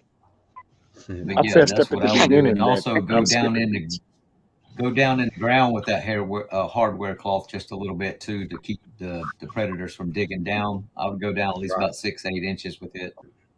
Yep. Oh. Well, I was gonna do that, but around here, Digging in this dirt is like digging in concrete. Well, you can Get a rock bit. yeah, no, just take you a water hose and wet the ground just where you're going to dig at. You know what I'm saying? Just go just along that there to the left of the chicken pen, of the chicken coop rather. Oh yeah, yeah, Just wet that yeah. ground real well, just in that one spot, between your wood beams there. Just wet the ground and dig a trench with a pick. It would be real simple to do because you're just wet up that one little section of ground there, and then plant that hardware cloth in there. It'll dry real quickly, and you'll be fine. Help support it. Yep. What's up, GTP? Yeah, that'll be. Whoops. Yeah, that'll be good. And see, I got extra of this. Well, it's not plywood. It's that. What do you call it? OSB board. OSB. Yeah, but I ain't even built the nest boxes yet because I'm gonna put them to the outside. Where they're not taking up space on the inside. It's gonna be a hole in the inside, and then box on the outside that I can just lift up the lid and collect the eggs. I don't know. Hey, you're doing great. Hell, I ain't never done this before. I've There got you go. nested boxes in my chicken coop, and they don't even use a damn thing. Half the time they lay it up like. Where do they lay? I've got two hens that lay up under one of my up under the A-frame structure that I've got in there. So we actually have to go in the damn chicken pen to get the eggs out. What is it? I think Native Yeah, we says found he out has the a hen hardware that gets don't- out all the time, but he knows where she lays, so he just lets her lay there, and he just makes it a point to go get it from over there. Because I think it was Native that said that. Yeah, look, I will say they just lay around like. and they'll change their mind. Louise, because I have the threes. Louise was the first one to lay. She used to lay in one box. Then when the second one started to lay, she joined her in that box. Then when the third one decided to, she laid in a whole different box. And then the other two decided to go over there, and now they all three lay in the one box. So I got to say that word effing chickens. You'll see, Lady Hammer, there's a method to the madness when it comes to that phrase, effing chickens. Yeah. Quit pecking my you feet. definitely don't want to waste your time putting a bunch of boxes in because they'll only use like one or two of them at most, and they'll be standing there in a line waiting for one to get out of the box so they can get in, or they'll get on top of each other inside the boxes. Yep. Oh. Sure will. I learned that lesson. I said, "Oh, look, I'll put this big old line up. They can each have their own little space." And they're just like, "Shit, no, man. This one's already warm. I'm going here." I had one hen last year. She's dead now, but she would go to that chicken run I was talking about that's only like 3 foot tall or so. She would go to the end of that damn chicken run and lay an egg, and every day, man. And I ended up creating. I took a couple of pieces of wood, and I made a little lid back there so I could open up the back part of the chicken run so I could get the eggs out, because otherwise I'd have to crawl on my belly to the end of the chicken run, to get the eggs. Damn. Yeah, exactly. At Ring 2000, the reason they won't put balconies on chicken coops is OSHA won't approve it around here. It's not OSHA approved. Yeah, look at these stupid chickens. They just lay around like they're half dead with their feet all up in the air. Yep. They'll try. You know what? If you put that sand, in there, and they'll be all in that sand doing that. Yep. I'm getting me some sand. Exactly. Well, that is a good idea. They're you'll see them lay down like that, and you'll see them kind of lean to one side, and you'll see that foot kick out there, and they're scratching that dirt out from under them, and they're just scratching to the cooler dirt, and then and then they'll lay there for a little while to cool off. even though it's Yeah, not they'll that hot actually flick that outside. sand all up in their feathers. That's how Yep. they get the mites out. Yeah, the sand when they kick it up in there. Yep. Yeah. Look at that ignorant chicken. Look at him. God dang. Silly What you kid. giving those chickens to drink, Lady Hammer? Oh, I think that drinking Bud Light. yeah, and they lay in their foot thingy.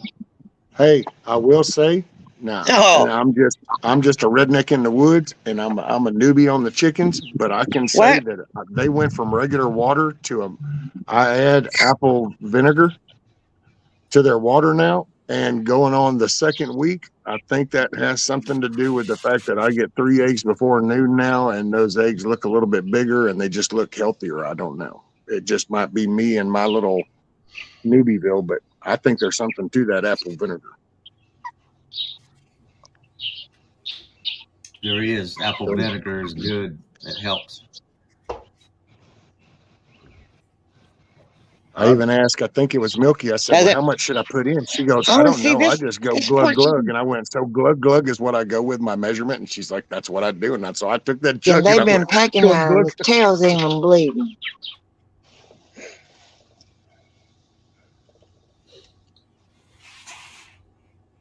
Yeah, you got to watch for infection when they start attacking each other like that. Just keep an eye on it.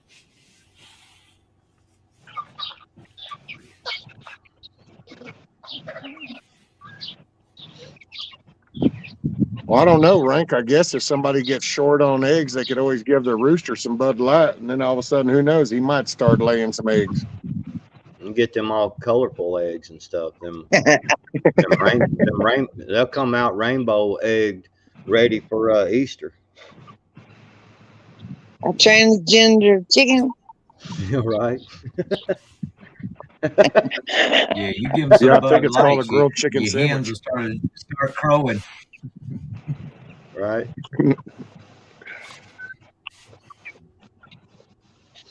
God dang. It's a hell of a coop. Okay, so I just need, and I need to take the water and the food out of the coop. Yeah.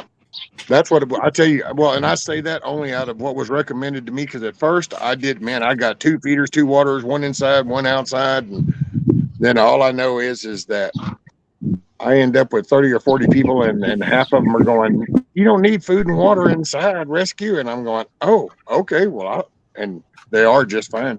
They haven't had it now for a couple of months. Yeah, once they coop up. Okay, well, Once they coop up for the night, man, you don't have to have anything in there for them. Hell, I found out you can even take them young chickens, and if you get those shipping containers that have the center lids that fold in, if you put that chicken inside that container and shut that lid, that damn chicken goes to sleep. And it can be noon at the day. Put them inside that dark thing and there's no light, and they just go to sleep. They go into hibernate mode. Boop. Tripped me out. I watched that guy do that on the video, and I was like, well, I'll be damned. It's just like that lion hypnotized shit. Put that beak on the ground and draw that lion away. It worked. Watched the kid and his dad do that, and the kid started cracking up. Couldn't believe it was happening, and it was happening. I heard y'all talking what about an owl would do to a chicken. Oh, make it supper. Mm-hmm. Yeah, but when they're sleeping, if you like free roam your chickens, then you know how the roosters and the chickens sometimes they'll get up in the tree branches to sleep. And when a chicken's sleeping, they're like lethargic. It's like they can still move and understand a little bit what's going on, but they're like in some type of trance. The owl will slowly keep nudging the chicken off to the edge of the branch until he knocks him out of the tree, and then he'll swoop down on him on the ground. He won't try to attack him on the tree. He'll get him knocked out of the tree, and they're still like a sleep stage when they hit the ground, and they'll jump on top of them and eat them that way. At least that's how our owls around here would do. I could see it. It makes tactical sense. Well, hey, y'all, I'm going to kick off here. I've got some stuff to do with the wife, and I'm going to hang out with her and everything. And so I appreciate you inviting me up, Rescue, Papa's Farm, Peace out, Lady Hammer. Good Backwoods. to see y'all. And Good to see you, Backwoods. we will catch y'all on the next one. Okay. Later, brother. Appreciate you hopping up. Peace out. Have And fun. remember, when you prepare your All right, mind brother. properly, things will fall into place. There you go.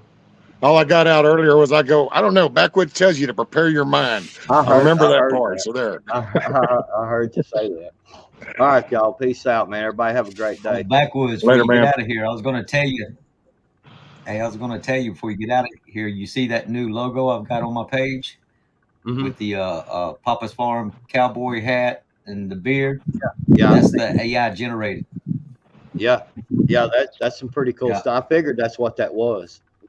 I seen that. I was like, that looks cool. Yeah. Heck yeah. All right, man. Y'all peace out. Later, man. Backwoods. Hey, Indy.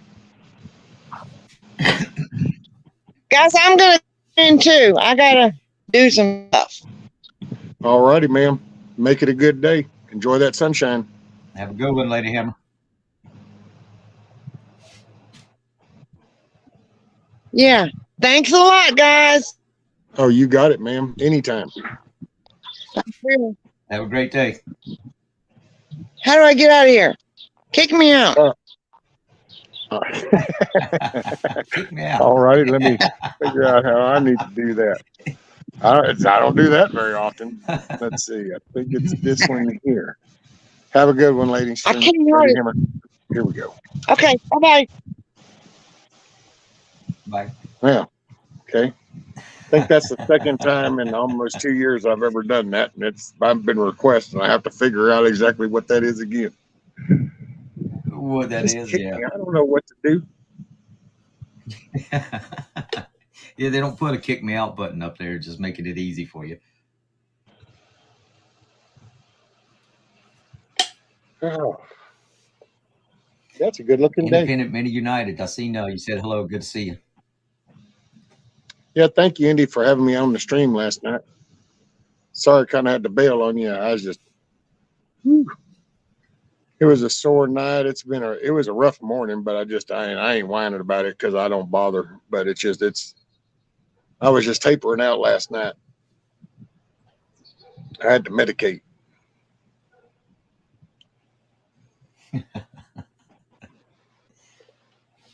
I don't even get on panel. Kicked for I show. What, Magic? Magic said I don't even get on panel. Kicked for I show. Hey, I've only kicked gets 2 kicked people. out before now he even shows up. Oh.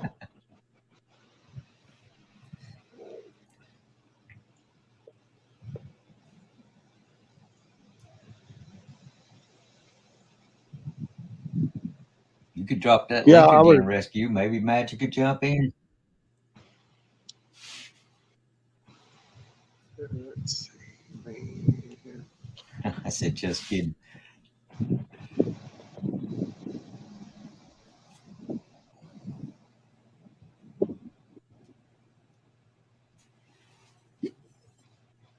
I was waiting for that thing to finally show up. I was sat there, and in the when I went to send it, to post the comment, it just spin. I'm like, really?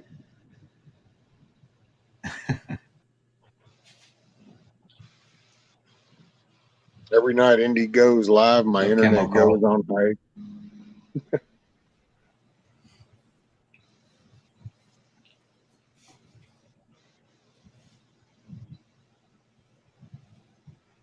One day Huckleberry's going to get up here. I seen him on another panel before. Oh, yeah? Yep. I think he just did it in a blip moment, but I happened to catch it, I think. Yep.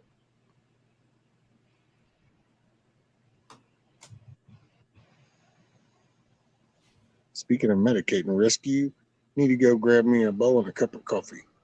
I'm off all pain meds right now and can't take ibuprofen.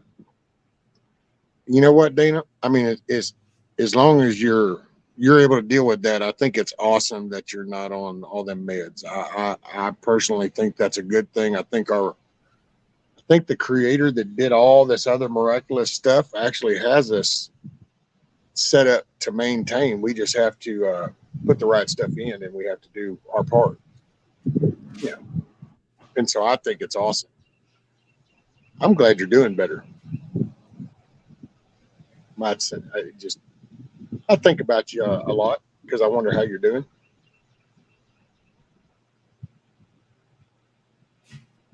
One day rescue, whatever. You realize it's been like a year and a half of one day rescue, one day rescue. What they call that? February the 32nd. Yeah.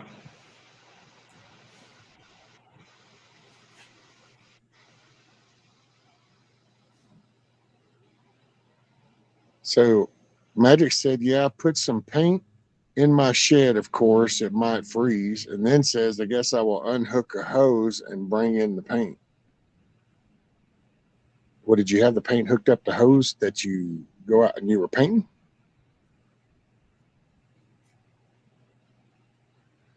Hey, Miss Cheryl.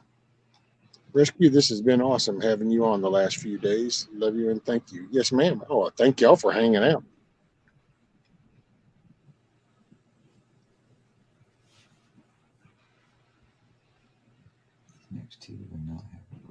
Yes, Indy. I caught a blip moment of him up on panel with his icon and stuff. And then, bam, he was gone. So he's done it.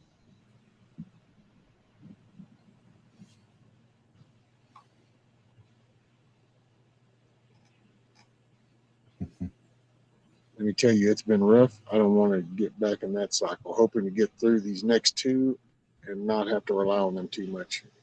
Amen. Hey, Von Eric. Blessings all.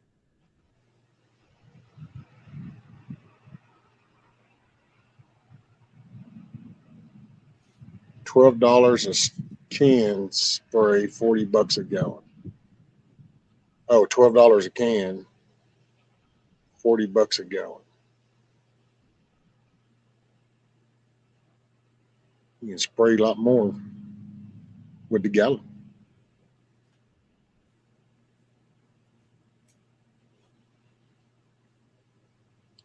Yep. Dana says I was on pain management for 2 years. Sir?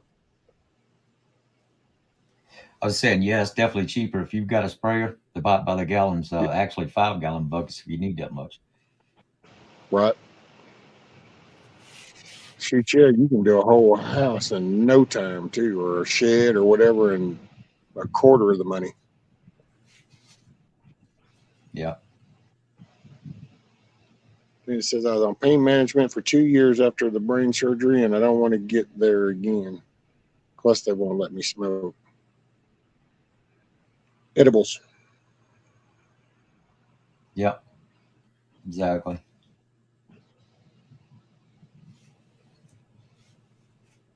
I'm picking up Krylon paint that I use at Ollie's for less than half the price than anywhere else.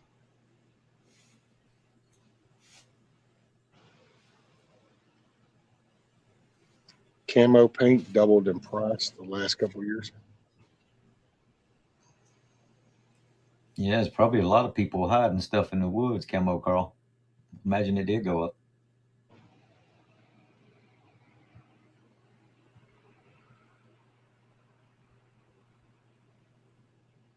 Oh, you've been brushing. Used to be a lot of these stores when.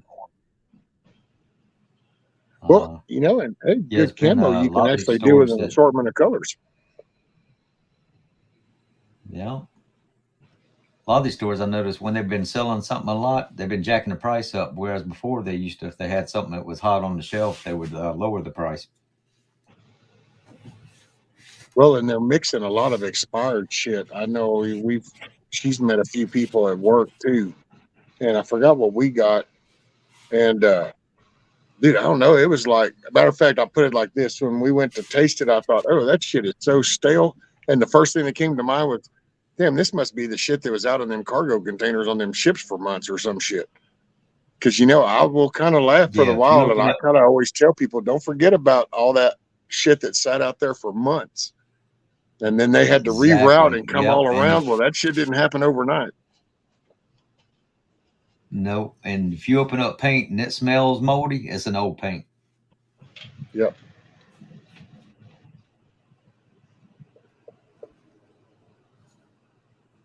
Can you still use spray paint after it freezes and thaws? I don't know. I would think that the molecules would break down because when it freezes, all the moisture in whatever the content is what changes. It separates a bit of water in it too from condensation in the can. You have to be careful of condensation from the freezing. Yeah.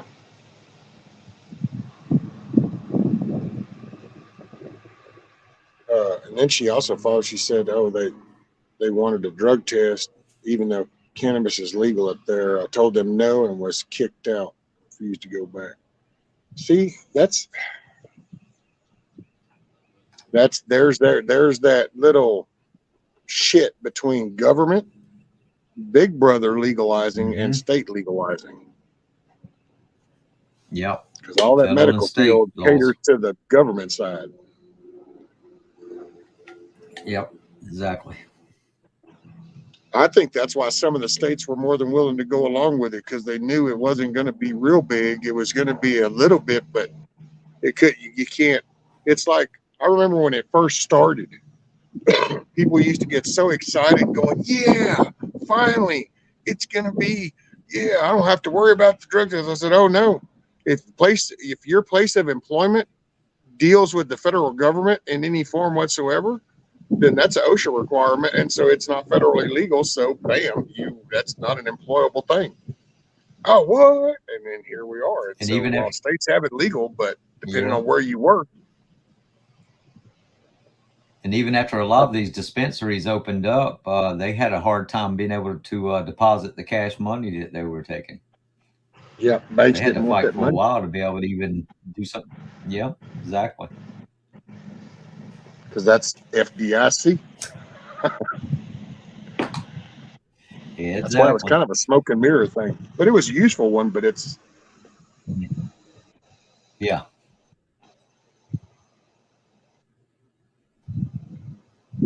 I find it ironic, actually, especially with all this bullshit that they blow with the new Green Deal and all that crap. Of all things, that should just go right off because it's a natural plant. Now, if they want to do some kind of process and try to attack that particular thing, but think about that. This is a plant. We have man-made created shit that will drop you. Fentanyl will drop you in a heartbeat. But oh, hey, okay, look, we might need to look into that. Meanwhile, this flipping weed that you can literally just put in the ground and sprout it out. But heaven forbid if you should put a little fire to that thing, because now, my God, you need to go to prison. You are worse than Charles Manson.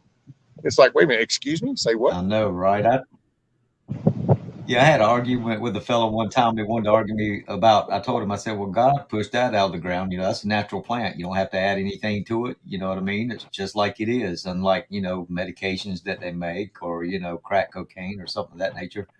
But he was saying, "Well, God makes poison ivy too, but you don't ingest it." It's like, yeah, but God also gave us common sense.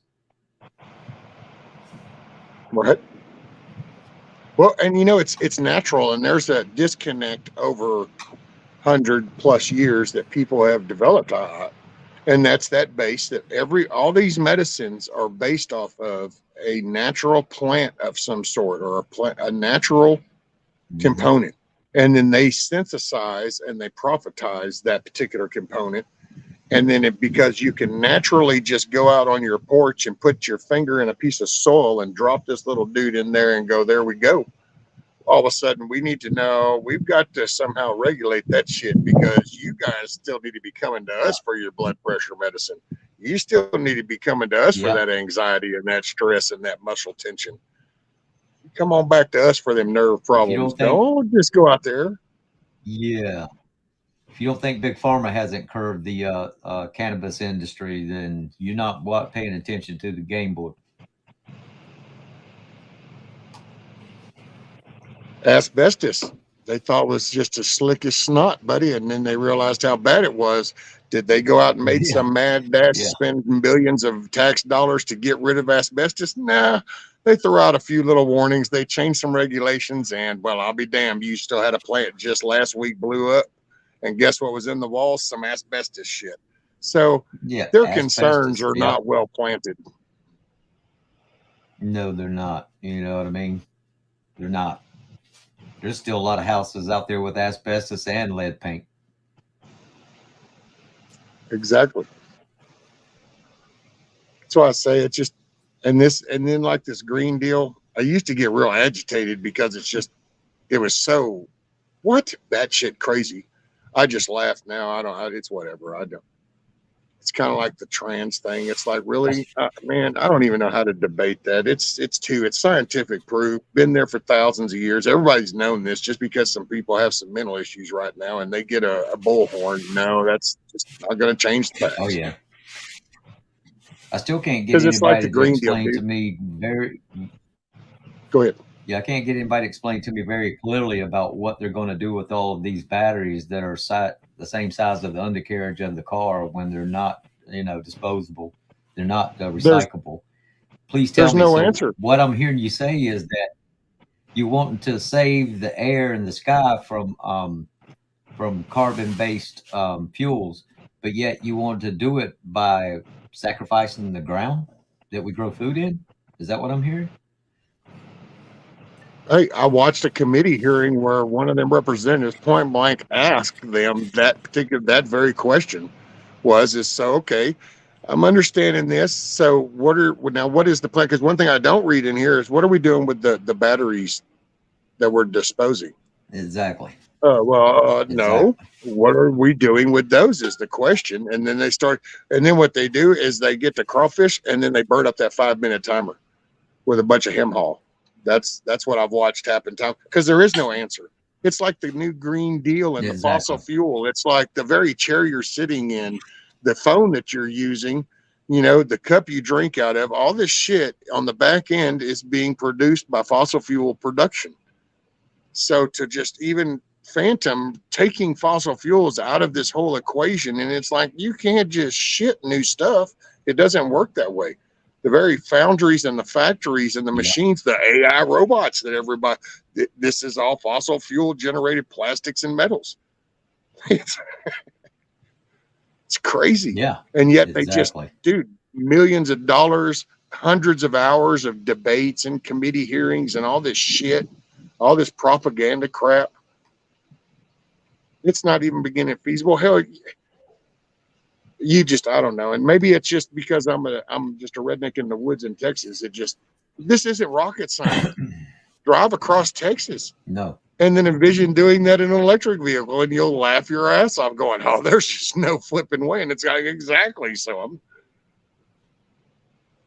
can't even keep a grid right going. now, even if everybody that's what I'm saying, and that's without adding any more electric to it. And they're talking about everybody should be driving electric cars. So where are you going to come up with all this electric at? I mean, I watched a representative ask him about that very thing too. Said, okay, so you had all these charging stations right now. Do you even know what the draw is? If every house in the country right now, everybody turned their freezer on max cold and their air conditioner and their stove right now. Do you even know what that draw is? And yet you're saying you're going to put charging stations that are going to draw on this grid all across the country. And at any given time, there's going to be millions of vehicles that are going to be charging. See, and that's what I'm talking about. And the only thing that used to piss me off, now I don't anymore. I just laugh because I realize this is a timer game that they play in these hearings is all it is. They get cornered on a question and they'll sit there and literally go babble, babble, babble, babble, babble, babble, babble. Trump's fault, babble, babble. It was the last administration's fault, babble, babble, babble, until that timer goes away.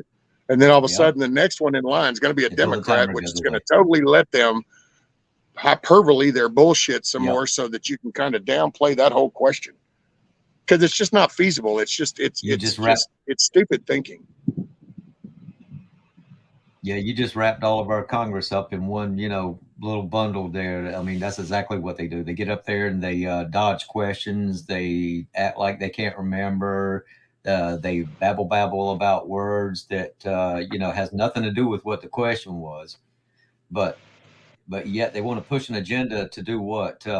Put everybody on electric vehicles that's being charged with charge stations that are being powered by coal stations.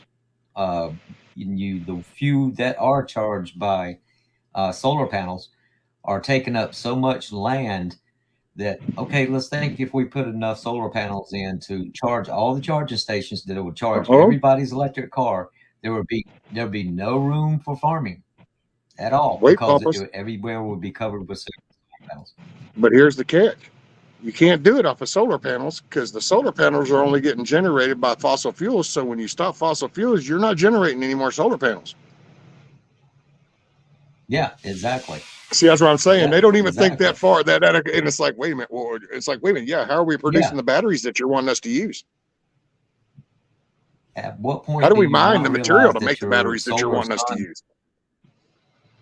Exactly. At what point do you get to realize that the sun's not going to solar these big equipment that you need to process and make these parts without the sun? I mean, with the sun is just not going to put out enough energy. I don't care how much solar you put on it. And, you're going to have to get back to using fossil fuels to use these heavy machineries.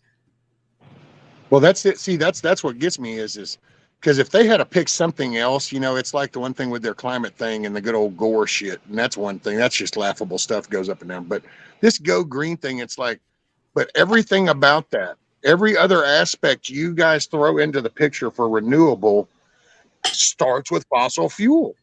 You want to go solar? Well, you make those with fossil fuel factories and shit. You want to go wind? It starts with fossil fuel factories making the products to do that. It takes the fossil fuel to pull that oil for those bearings that are up in those turbines. And so it's like you're trying to say you want to breathe new air without having any oxygen, and it just doesn't happen. It's not. Exactly. And that's just the United States scope. Now let's take it out a little bit. Say that you do make this work somehow. You still got China putting out 30 to 40% of the world's toxins through their factories that we're actually supporting because, well, we get so much stuff from China. Well, that's when we become that kid that hangs out on the corner that's in them little pale blue, knee-high, skin-tight jeans that can't figure out what gender he is. That's when we become one of them, because then the rest of these countries go, you guys are about stupid as a brick. And all of a sudden we're going to get squashed because they ain't going to slow down. That's like they bring them up to going, hell, just sent, matter of fact, we just sent I want to say it was like $167 million to China for the Green Deal initiative. And the representative even made fun. It's like, you do know that they are building 3 more coal factories next week, right? I mean, they're openly says exactly. that it's not, well, but they're not doing shit, dude. They ain't going to slow their roll for nothing. Just like they understand genders, just like these other countries. It's like that. What was it? In chat too. What was it? Kamala that was down in what country she was in? Was it that Guane or whatever? Anyway, she said something about the gender thing, and then that leader dude spoke up going, no, we don't have that. It was like, not everybody's going to play this game. Exactly. That's what I ask them too, is like, take that general neutrality across the borders to any other country and see how well it's accepted. Just try it. You know what I mean? Same thing Dude, with take buying, that shit over to the Middle East country. and see how that works. Even with our allies, if you try to buy land over in their country, they require that you go through the process of gaining citizenship before you can buy it, even with our allies. But yet here we are letting China buy land over here that wouldn't even probably let us live if we set soul on the, foot on their soul, and we're letting them buy our land over here. What sense does this make? I mean, can anybody explain that to me? Who's selling it to them, matter of fact?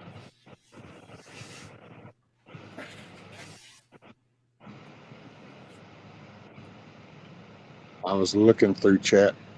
I will say, see, like Gmo said, I'm saving up for hydropower, solar. But see, even the hydropower, that's why I say all these bearings, all the parts, this is all. Mm-hmm. It just we that's it's so crazy just how they want to go when really, and they don't do shit about, actually, we talked about this, I think about a week ago, me and the missus, because we pulled up to the dump, and now our dump has one of those little recycle little spots where you can take plastics and stuff. And I saw that, and they had finally opened it up, and I told her, I said, that's one of them things. How come nobody realizes that? But do you remember a long time ago when they started that shit? And buddy, we were going to come up with a purpose for all these plastics. We need to start recycling. We need to help the earth, Mother Earth, and all this bullshit. And I said, I'm sorry, didn't we just raise like 3 kids? And now what is this? We're still just piling dumps of plastics in spots, and we call it recycling. It's like you're not doing shit with it. Exactly. But wait, it's not profitable. They try to make them. You learned real quick that for you to melt that shit down and start to make stuff out, because we had that little wave where you would see that on the label, made from recycled plastics, and it was like, oh yeah. But wait a minute, where'd that go? Well, the bookkeeper came out the back going, dude, this isn't really cost effective. And they said, okay, well, stop that shit, bury that crap over there. Let's go back to just pumping this out. Yeah, let's recycle plastics while we're burning fossil fuels to recycle the plastic. Right. That's why they just need a reason, and that's that whole government entity. It creates all this to feed itself, because they get their money off of the taxpayers' backs. So they have to create stuff to just keep leaching more and more and more. That's why all this is a bunch of bullshit. Cut this crap down to basics. This country would look like Dubai from coast to coast if we actually kept that tax money right here and put it to work. Exactly. Real work. And not government job shit. Not the $500 toilet shit. Exactly. Kid Coleman had a good comment. She said they took glass away to save the planet, but now we have oceans of plastic. That's exactly right. I remember when there was nothing but glass bottles everywhere. We used to go out and collect the bottles to turn in to get penny candy bags when we were kids. And back when the shit that comes off of them cruise vessels, the shit that's all out being pumped out into the ocean as we sit here, from all the fishing vessels that are just throw shit overboard. They don't care. They're dragnet and they don't give a shit. Yeah. And then you got all the cruise ships that say, "Hey man, we could use this for more customer space. So we don't need that big of a storage tank, because we're just going to dump the shit out the back end in the weight. Don't worry about that." Right. Yeah. Don't look back there. There's nothing to see behind that curtain. All the plastics, man, you go look at some of them, the roundups that happen. We don't address anything serious.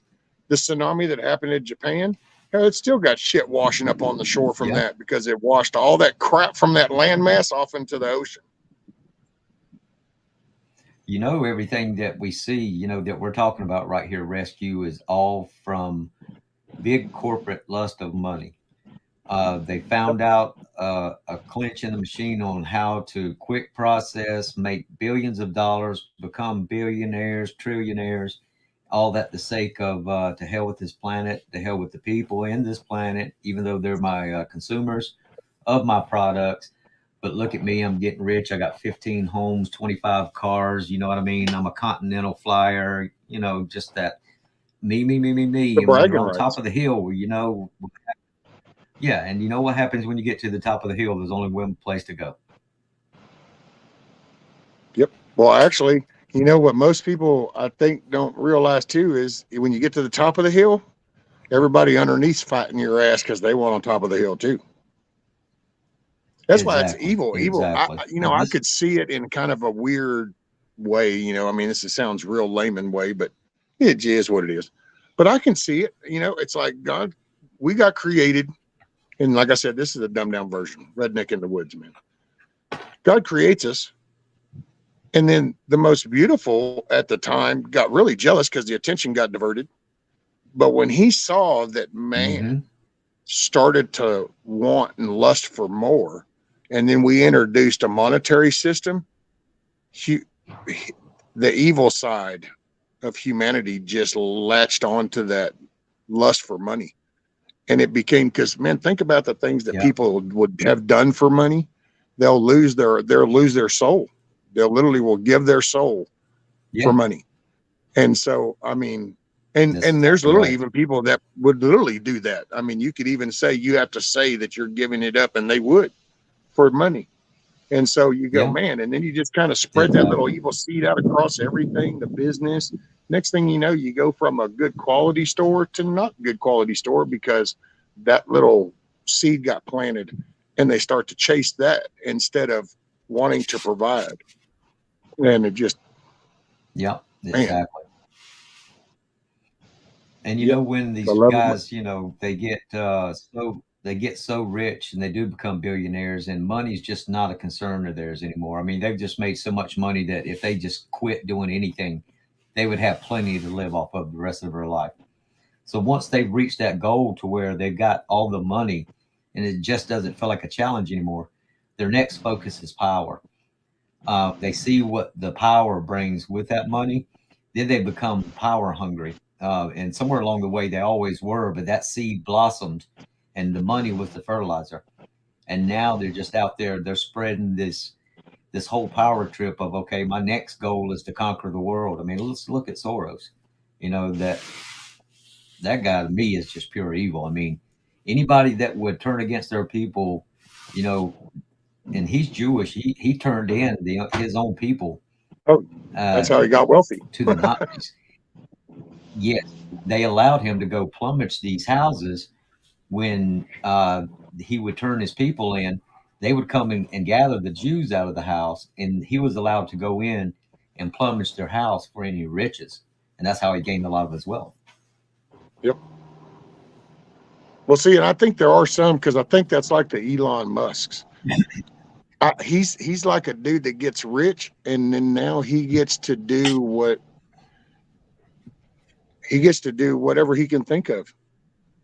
You know, I gotta Yeah, say, I don't know if his thing is a power, but I don't really follow him too much. I just kind of, I can't really say it because I'm sure it would get spun by YouTube policy as some kind of slanderous thing. He has a certain condition, and I think that just kind of makes him appear strange to people. But I think you're talking about hmm, somebody that he became a billionaire and now he can do things. And I think nowadays he's even seeing has he has more, because dude, he doesn't do shit intentionally. I don't see, you know, like you can see a yeah, difference with him and say Trump. Trump will intentionally say something, and he knows going in that he's got the means to back up that attack that's going to come.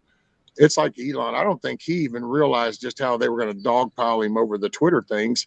And it's just like when you look at his reaction over that, it's almost in a, lack of a better description, in a juvenile way. It's almost like, well, what's wrong with this? You said that right there. And it's almost like so simplistic that it got kind of lost in people. yeah, And that's why I just see him a little different. It's like I made fun of last night. We were talking about the SpaceX launches and stuff.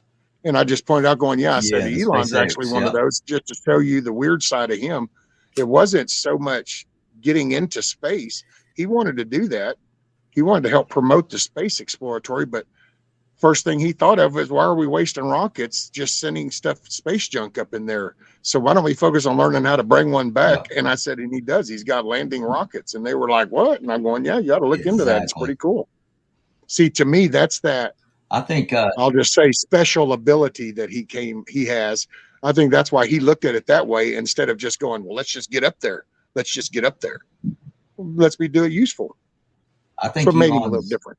I think Elon's got enough. Yeah, and he's different in this way, in my opinion, that he has this money, and he's torn with his moral values. He knows that he's had some moral values established in him, but the goals that he wants to reach, he sees the good side of it, but he doesn't know how to quite execute it without portraying the bad side of it too. In other words, there's so much to do with this technology. Just take, for instance, like his Tesla cars, but yet you have also the problem with the battery issue.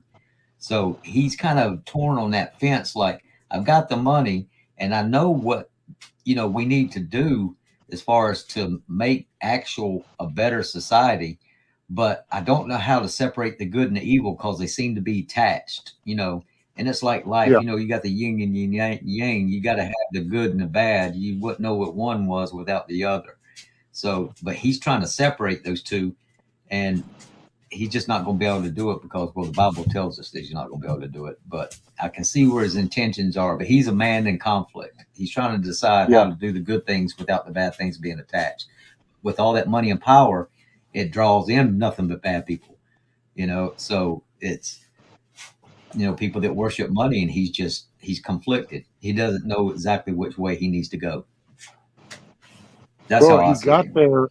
He got there thinking one thing, and I think now some of this has exposed him to stuff that he really wasn't part of his world. It's like the Twitter thing. He probably saw that as in a political kind of thing, only because it was all centering around Trump. It was all this political stuff. It was over this election. Mm-hmm. It was, some of the coof. He didn't, I don't think, realize when they got a hold of that, like all the back end Epstein type shit that's been coming out and all this other. And then it's kind of like, man, okay, you guys are a lot eviler than I thought you were. And all of a sudden, but it's like, but what do you do? That's your dinner table buddies. Yeah. This is the ones you've been having dinner with. Exactly. And I think that's some of the T-Man guy's problem. Mr. Egotistical went in there and it's like, that they were doing a wrong job. He wasn't prepared, I think, for all that back end, the deep state, the swamp part, to actually go, oh, hell no, homie, you're not changing our way of life. And it was like, wait, what? And it's like this, this, and this. So it's like a lot of things. Sometimes people see something and they think that they okay, I got this. And you go in and going, oh, shit. And it's like, there you go. Because there's always a layer of stuff that's producing what you're seeing. So there's always that other layer that you don't know. Or even if you think you do, there's always one you don't, because there's something that made what you see. There's something that determined that put that in play. Exactly. I think people are starting to see too a lot around us just exactly how much we're being attacked. A lot of people, including myself over the past 4 or 5 years, maybe even 6 years, have started realizing that more so they're attacking us at so many different angles. Think of yourself as in the wagon circle there, you know what I mean?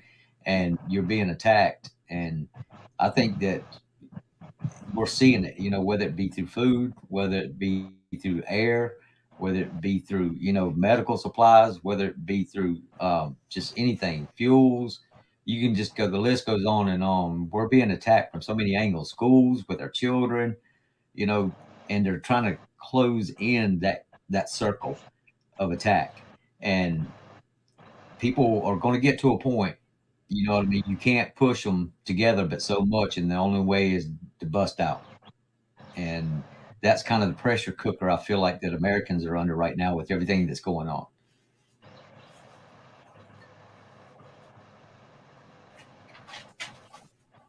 Definitely and see, I don't know, I don't know. Sometimes I have a habit. I say things and I just think it's conversation. I'm just going to say what comes in my head. But then I realize that, okay, it's the World Wide Web. And I never know how people take things. But, I don't know how to say this in a real friendly way, in a way. Not that I mean it bad, but, but these bad times and what we say is while it is evil times, because that's a given. That was said it's going to happen. But it's not so much like I talk about trying to fix what we got, because I think that's part of, I think my existence here is to always go for the positive, to always push for the good, always push for the best. And so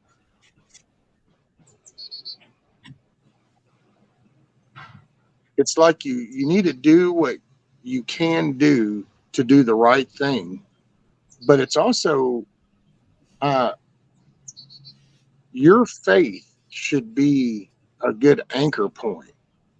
as in this is I don't know how you'd say it. This is like a trials and tribulations kind of time. It's like when you go and you read about, like, you get the people and you take them over here. Well, you don't read any kind of stories in there about little bitty drama stuff and all this foo-ha-ha. And it was like, it's when they come up going, hey, you've gathered all these people, but we don't have enough food to feed them. So he did that. Well, he didn't say, okay, well, here's this. Now get the tables, get the chandeliers. Go. No, just here's some damn food. Stick this in your mouth and eat this. Now listen, because it wasn't about all the luxuries and the pleasantries. It was about learning.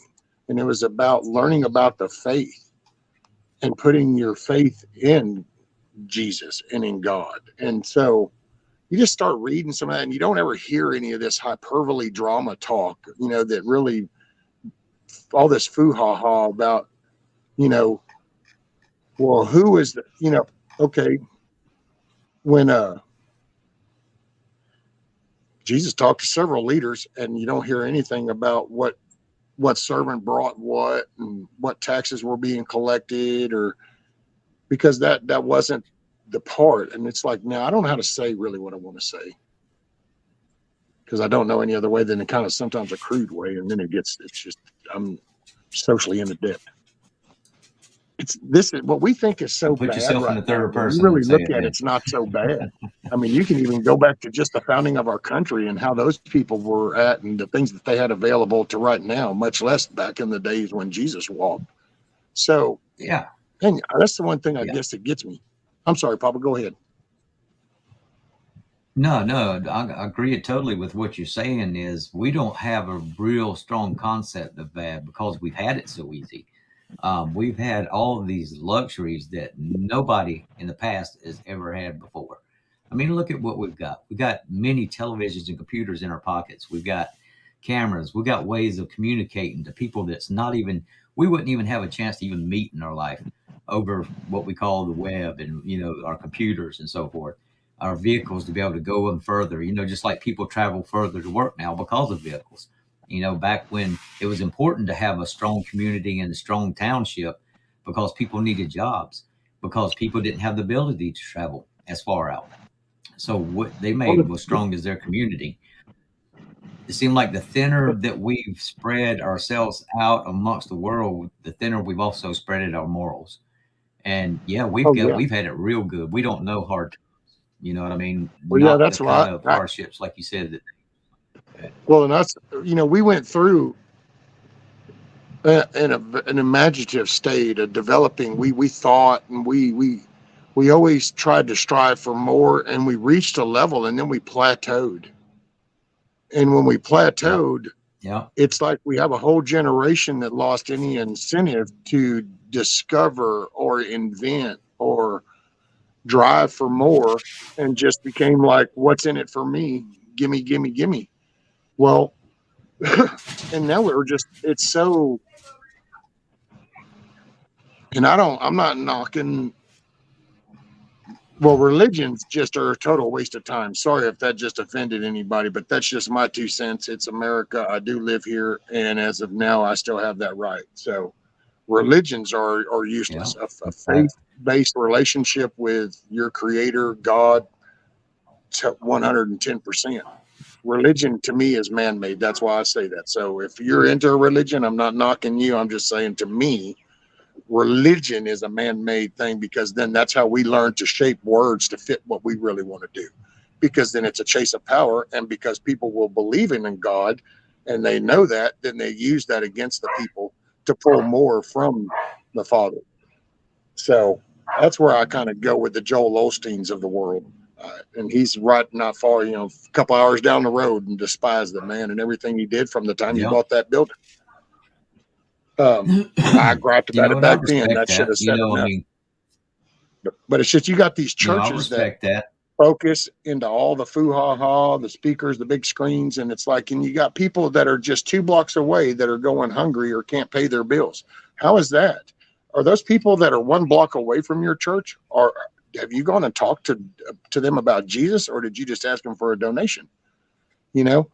And I Right. say that, and everybody can kind of equate to that. But think about the tripling effect that goes out to where you get.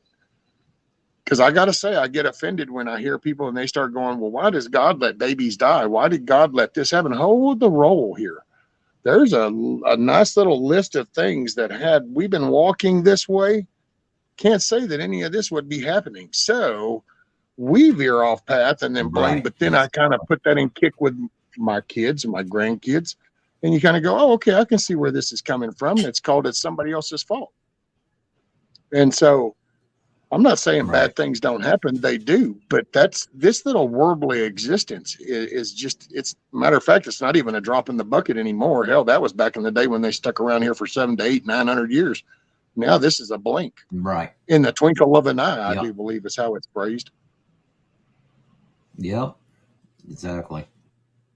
And it just, man, and now's because, see, I do believe if people started to kind of focus on that direct relationship, that strength and that desire and backbone, it'll be coming in as a natural effect. Because the more you have faith, the more you have confidence in God, our Father.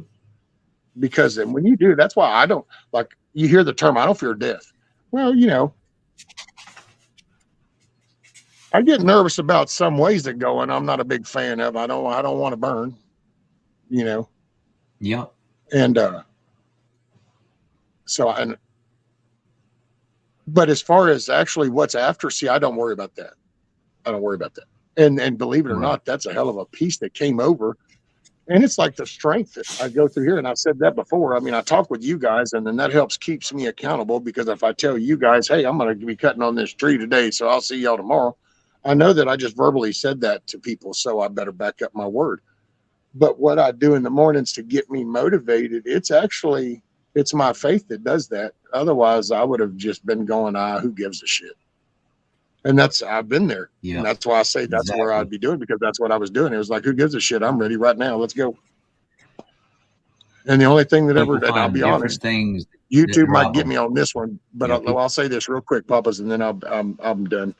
I was to the point to the only thing that kept me in check was because I knew that one move, that was a gamble I wasn't going to play with. I wasn't quite sure where I stood in the mix, but I knew if I pulled that particular stunt, that was going to put me on the other side of the aisle, and I wasn't willing to risk that. And that's the only thing that ever kept me in check until I started coming out of my shit But with here. Everybody saw. one one one thing I will tell you with what you're conveying right there with those words is you're not alone. I think there's a lot more people that's been to that point where that line in the sand, because like you said, if you cross that, there's no coming back from that. And whatever's on the other side is what I'll have to face then. But let's just say for my personal, I've been there too. I've been to that line, I faced that line, and I made the decision. And of course, you understand by us having this conversation, that decision, what side I picked. But Right. yes, it's probably with the way the world is now, and actually has been for a while, because we have been cultured to be such soft people. And I'm just going to put that out there, and I don't mean to offend anyone, but compared to our forefathers, we're soft people. We're soft, and the things that they did every day for what they consider survival, not just survival, it was just something you had to do. That's how casual it was to them, something that you had to do. And you don't Dude, think that they before still didn't have electricity, aches and pains and so on, before but they were electricity, just a Papas, tougher we people got up at because the break of dawn, and we actually started working until we couldn't see anymore, because you used the light that was given to it was. get shit done. And That's so, right. That's yeah. exactly right. That's exactly right. Well, And maybe it that's a forced good you to point. do Maybe things that's a good thing differently to let because people know too.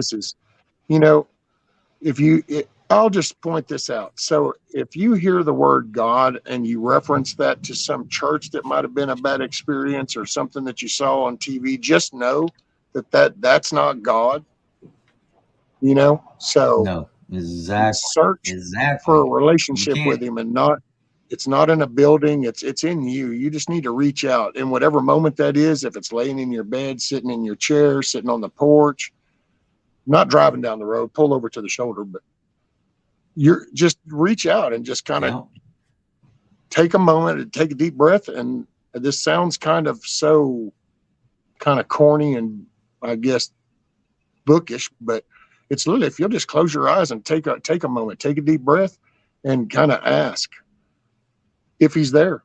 Yeah. And you'll feel something if you'll just kind of focus, unless you go into it looking right now. I'm going to say you're going to find whatever it is you look for.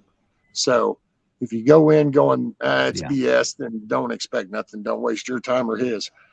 So, but if you really are looking for, because it is that he's there, that's all I can, and he'll reach out to you, and it's, you'll hear a lot of stories, but it's different for everybody is all I'm going to say. There's no set rhythm to this. It's in you and your life and your surroundings, what's going on with you.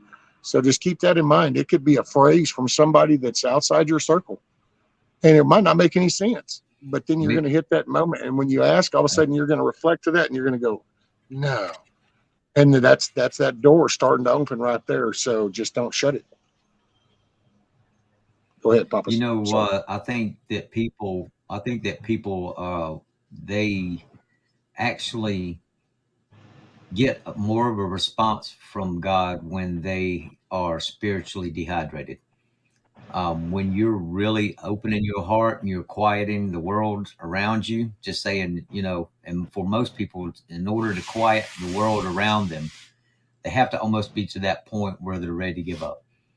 I mean, just saying, as far as how we're built with creatures, humans, when we're spiritually dehydrated and we really need to know that, okay, there's somebody up there above that's actually making stuff happen. You know what I mean? There is somebody up there that is going to take care of me if I ask.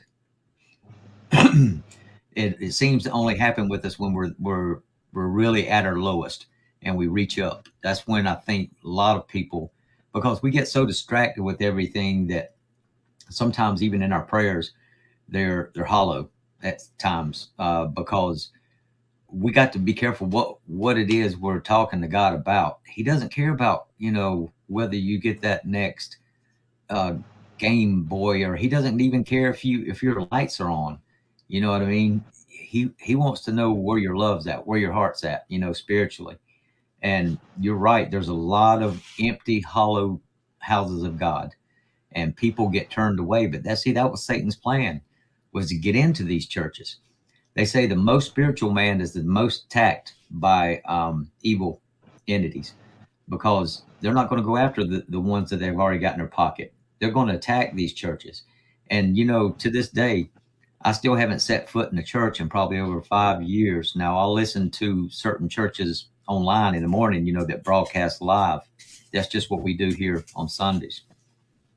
But the last church we went to, that preacher was so about tithing and money that he would call out certain people in the congregation about not tithing. He would call them out in the open.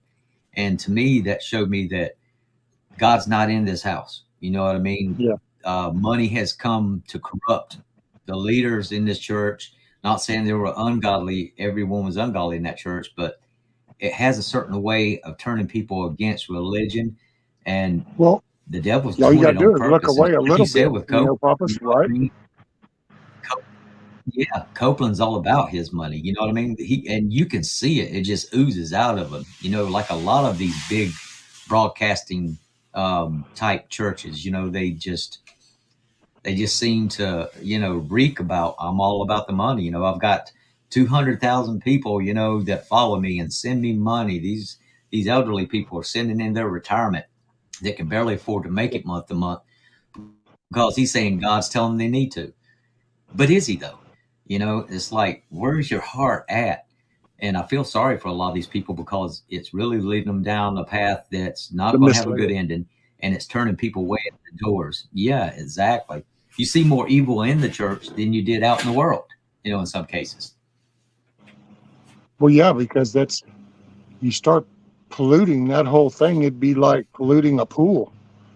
You have a pool, and all it takes is enough of this one ingredient, and then the whole pool gets polluted and it's not really In fact, consumable. Well, yeah, that's kind of what's happening with the way the temple structure and the full gathering of people didn't want to see that. So instead of trying to, and I always kind of look at it as in like you look that we went through tyrants that always tried to suppress and get rid of those. And it was almost like somewhere he realized that, okay, we got to stop trying to squash it. We're not going to be able to squash it. Hey, all we got to do is get in there and change a little bit of the message and we get the same outcome. Oh, and so then that's yeah. why we have the we don't have a problem with churches per se, and then you have all these different denominations that spark from it. You have all these different styles from all over, and next thing you know, the simplicity of the word is it gets polluted and people get misled. That's exactly right. That's exactly right. And it's sad because they're leading people down the wrong path. It's the same with the Bible. I wonder, after all of these decades and millennia of years that the Bible's been in existence, um, a Christian made up a good point to me. I'm like, how do you know how much of the Bible has been changed by man to fit their times to make sure that it kind of went along with what they believed in that moment? How much of that scripture has been changed? He said, do you think that really God is so powerless that after thousands of years, he wouldn't make sure somehow that his message got through? He said, that's why it's important for you to study your Bible and read it and try to understand it. And it's almost like an interpretation. You have to interpret the Bible. And he said, you know, Satan's going to plant those seeds of doubt. You know what I mean? But only God can, squish them out. And it's one of those things that you've really got to study and focus and just have faith, because really at the end of it, it's all about faith. None of us Well, can, what we consider as that's your proof. spiritual connection is your decipher. So as you're reading, Right. your spiritual relation Yeah. is your decipher of what you're reading. And you'll realize, at least I do, I notice sometimes I'm reading, because it's King James, it's a Ryrie study Bible. And it's like I'm reading and I had highlighted stuff. So apparently like this was the directive, like from the church point of view. But when I'm reading it, I find myself Right. not reading a lot of the highlighted part. I'm catching other pieces and then I'm putting that together. And so I'm getting, to me, a more spiritual type message than I am just reading this book and saying, oh, well, this is what's said. So there's that. Because you're reading, but then I don't know. It's almost like like a Hollywood effect thing where it's like you're reading this, seeing these words, but then they're shimmering and then they're saying something else. And that's your spiritual connection right there that kind of makes it go, wait a minute. And you go, oh, wait, Yep. hold on. That's the missus. I'll be right back. You Yep. talk away, Papa. All right, brother. But yeah, I think that's why it's important that you got to pray for spiritual guidance, God's guidance, and when you're reading His Scripture, is to be able to understand it and get the true interpretation of it. See what's going on in chat. Huckleberry, Carl, Kiss Off, Independent Mini United, Anti-Jack. Glad everybody's still here. If Home 2C, Foodal Holler.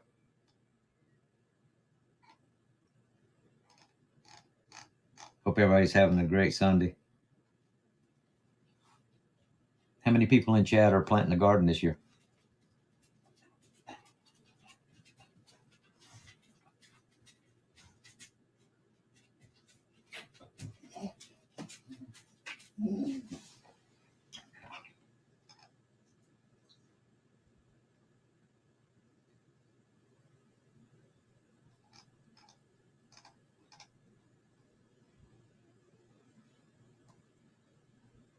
Tiger 454, I'm still here and listening.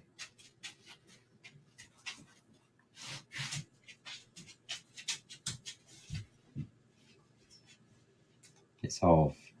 Sure as heck ain't me. What are you planting this year, Tiger? Yep, buckets, Carl. That's doing it, though. You back, Rescue?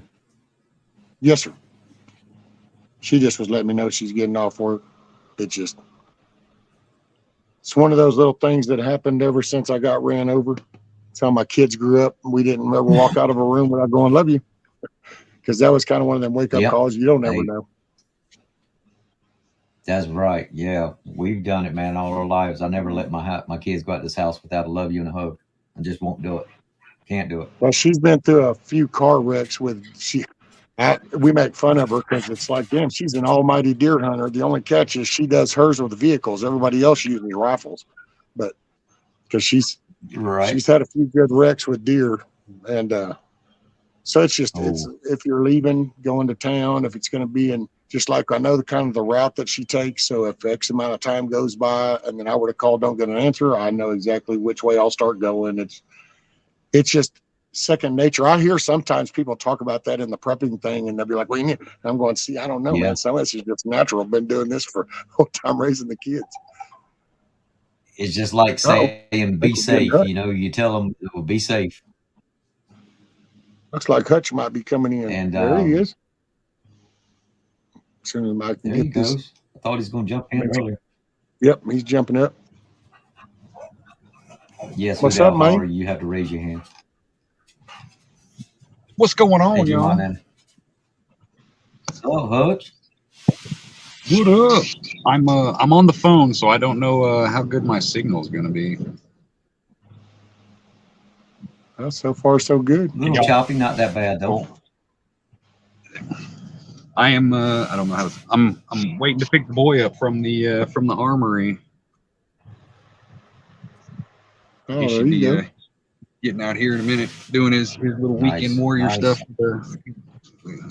National Guard stuff.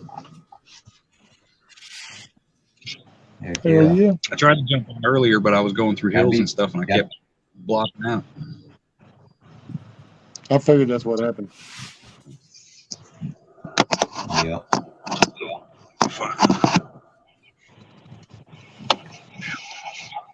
So what's going on, y'all? What are we talking about this? You got to be proud of that young man, Hutch.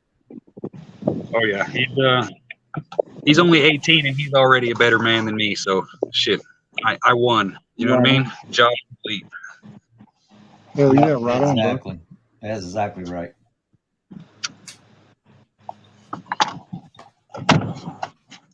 I can't see the chat. Hello, y'all.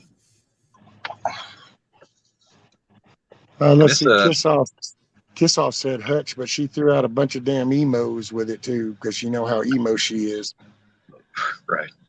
I don't know if we're medicated this afternoon or not, so fair warning.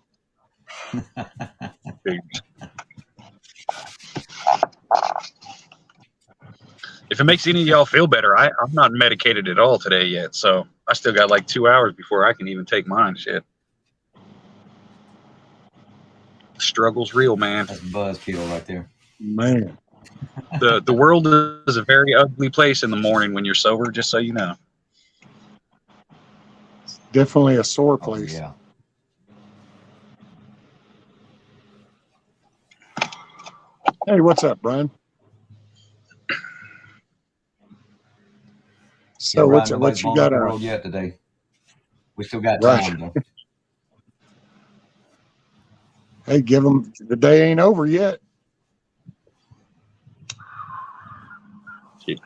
My day's pretty much over. Yesterday, like it was 80 degrees until we got that hail. It literally dropped 20 something degrees in like less than a minute, right? And it has not picked back up since then. So today is like, the thing says, what does it say?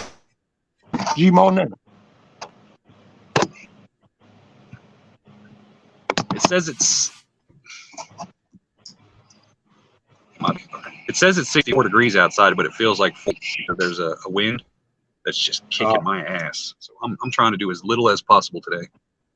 I'm frozen to the bone. It makes no sense. And we started out in the 50s, but I think now it's in the 80s. She was sending us pictures about like you were with the hail all in the yard. They were having it bad too. Yeah. It only lasted a few minutes. Like we were at the dollar store, and it 15 minutes at most is really all it lasted. And then about 20 minutes after I posted that little video, everything was melted. just a few clouds left in the sky, like it never even happened, other than the temperature drop. Hey, Grumpy Isn't it said that funny they how were in quick that stuff Joplin will when the come in storm and rolled cause so through. much damage? Right. Joplin. Yeah. I am. Which Shit, I'm Tiger, almost. I don't. I'm only like I'm about 20 miles away from Joplin right now.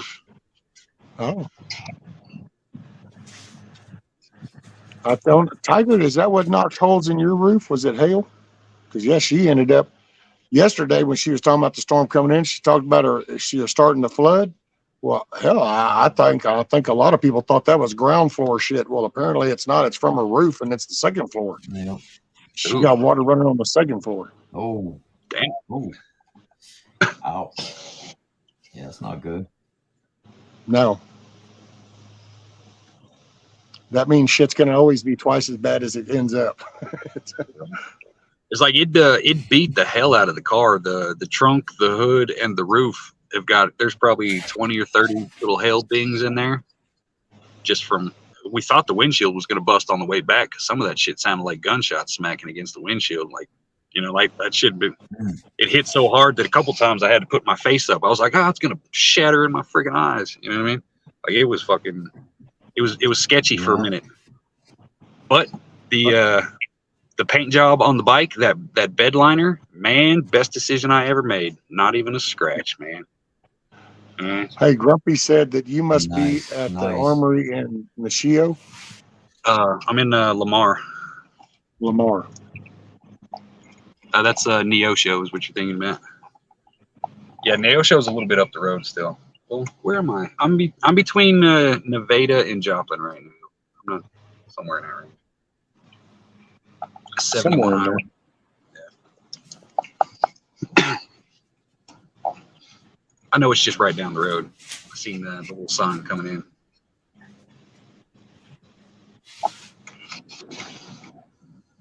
I know they had she wants an airboat. Say that again.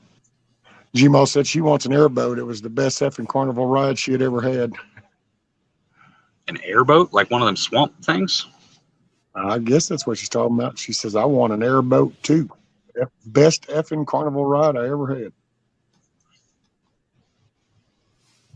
Yeah, she said earlier up there, she said, I got to ride in a World War II baby tank, and I swear I giggled the whole time. I want one so bad. Hey, Grumpy said that they're drilling at Lamar now. I used to support that Armory. Yeah, this is they told him he was going to have to go to Clinton. And then when he got back from basic, they were like, no, we're going to Lamar. So they got cats coming from St. Louis just to come here for Saturday morning. They got to be here at 7 in the morning. And then what is it going on 3:00? And they get out Sunday at 3:00. I mean, it's not bad considering the paycheck that you get for it, but man, that drive just seems really fucking unnecessary. You know what I mean? Yeah.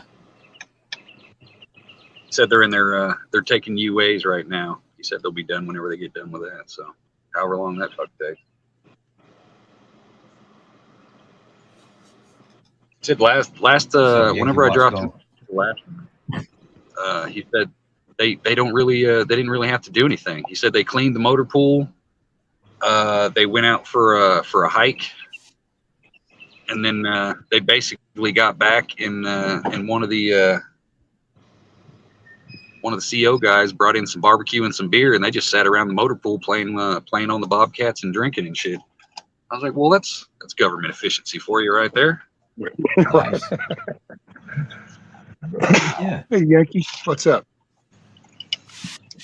By the way, I guess Anti wanted everybody to know that he was fixing to tear up a cheeseburger pizza.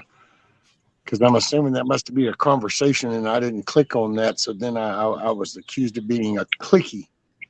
So just wanted to bring that to everybody's attention. Don't want to be clicky.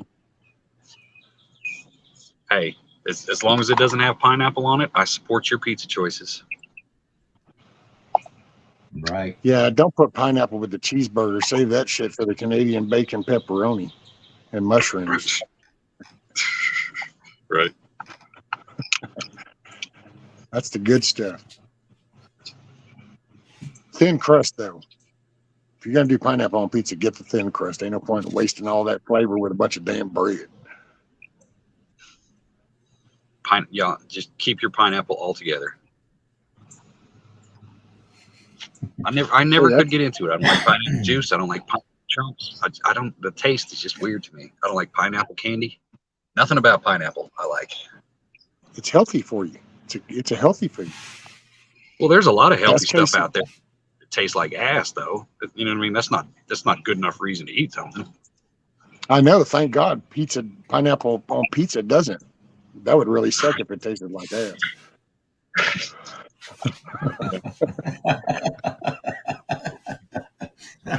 Well, I mean, it depends on what your hobbies are, I guess. I am fighting the urge to go over there and walk. I want to climb that tank, but I don't know if I'll get in trouble or not. Well, federal grounds probably. Well, they got 2 tanks sitting out here, and they're very, very tempting. Very, very tempting. They're like, "Come climb us. You know you want to." You'll do. Then you're going to get cuffed. They go in, then they pull your social media, and then they go, "Oh my God, you're a domestic terrorist." And then I guess we'll see you in 60 years. The sad thing is, I've actually thought about that a couple times because the boy's got a couple people that he's like, "Oh, you know, there's a lot of Vikings, Valhalla fans that he goes here with." And I was like, man, I could probably get along with some of these guys, but I bet there's going to be at least one who's going to fuck around and be nosy and look at my stuff and be like, "Yep, that dude's a terrorist." You know what I mean? And it's going to get everybody in trouble. Hey, Yankee said, "Hutch." Yep. And then don't mess around and misgender them either. Don't call them by the wrong pronouns. Right. Yankee said that he's experimenting today, canning sausage gravy. If it works out, I'm making a giant batch for the meetup. Hell yeah. Shit, some biscuits and gravy at 6, 7 o'clock in the morning. Sounds like it would be right on point. Well, see, now here you go, Anti. Gosh, man, if y'all want to chew on me, I'm totally okay with that. But Dan, you at least got to get with the game. So Anti says, "Rescue, no, I asked Papa's Farm to please tell Hutch to thank his son for his service.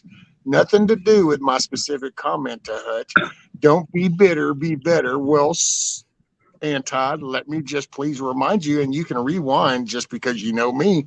I'm all about that rewind action. That's why they're all still there. But I think you're going to find a time in the past where Papa's Farm said, "Hutch, that's a good son. Thank him for that." So I don't know. You might not hear that audio because your speakers might cut out, but I remembered hearing something to that. I will just say that. Well, let's go ahead and make it don't official. Be bitter. Be better. So we can unknot some panties there. Hutch, tell your son thank you for his service. There you go. I mean, he does Hutch, have a channel. He ain't been on it in a minute. It's called Great Boy Hutch. Yeah, I mean, you can go there and thank him yourself. Hutch, can you hear me okay? Am I breaking up? What now? Yeah. Yep. Oh, you're okay. good. Hey, thank your son for me because Anti said thank you to your son. So thank him for Anti too. Well, he probably won't be out for another 15 minutes. You know I'm going to forget by then. But hey, we told you though, and that's what matters.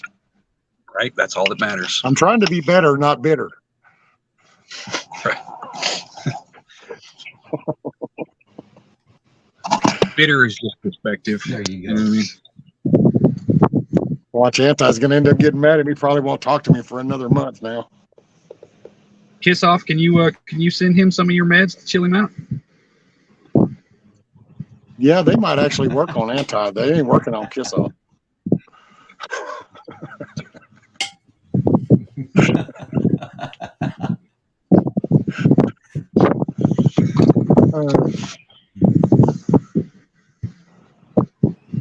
I guess Matt must have gone Moran hunting because he said just one measly mushroom. So Is it? See, I was going to go yesterday, and the day before, not Yeah, yesterday morning I was going to go, and the day before yesterday I was going to go. We don't have a lot of luck with morels around here. There's a few people that go, but when we were up north, I would literally have people give me 5 pounds in a dollar store sack. Like, here, I got some. You know what I mean? Like, you can find them everywhere up north. Down here, between me and the boy, I think we found 3 in 6 years that we've been here. Damn. Because that's the one that people said that's the like name that people more in pay the them big mountainous bucks regions, for them don't they? pounds of. Sorry, Papas. No, I'm just saying, don't they grow more in the mountainous regions? It seems like everywhere where I see people picking them, it seems more in the hilly and mountainous regions. Where we were finding them up north, they were always on the south-facing hill, usually at the bottom of some kind of wash or something like that. Is where we found the majority of ours. We morels, beefsteak, and there was another one. I can't remember what the name is. But there was 3 different kinds that we usually go out for during morel season. Is that them big ones that grow on logs? Is that kind of the wood and stuff? Or I think they grow on wood, but the ones that I found are usually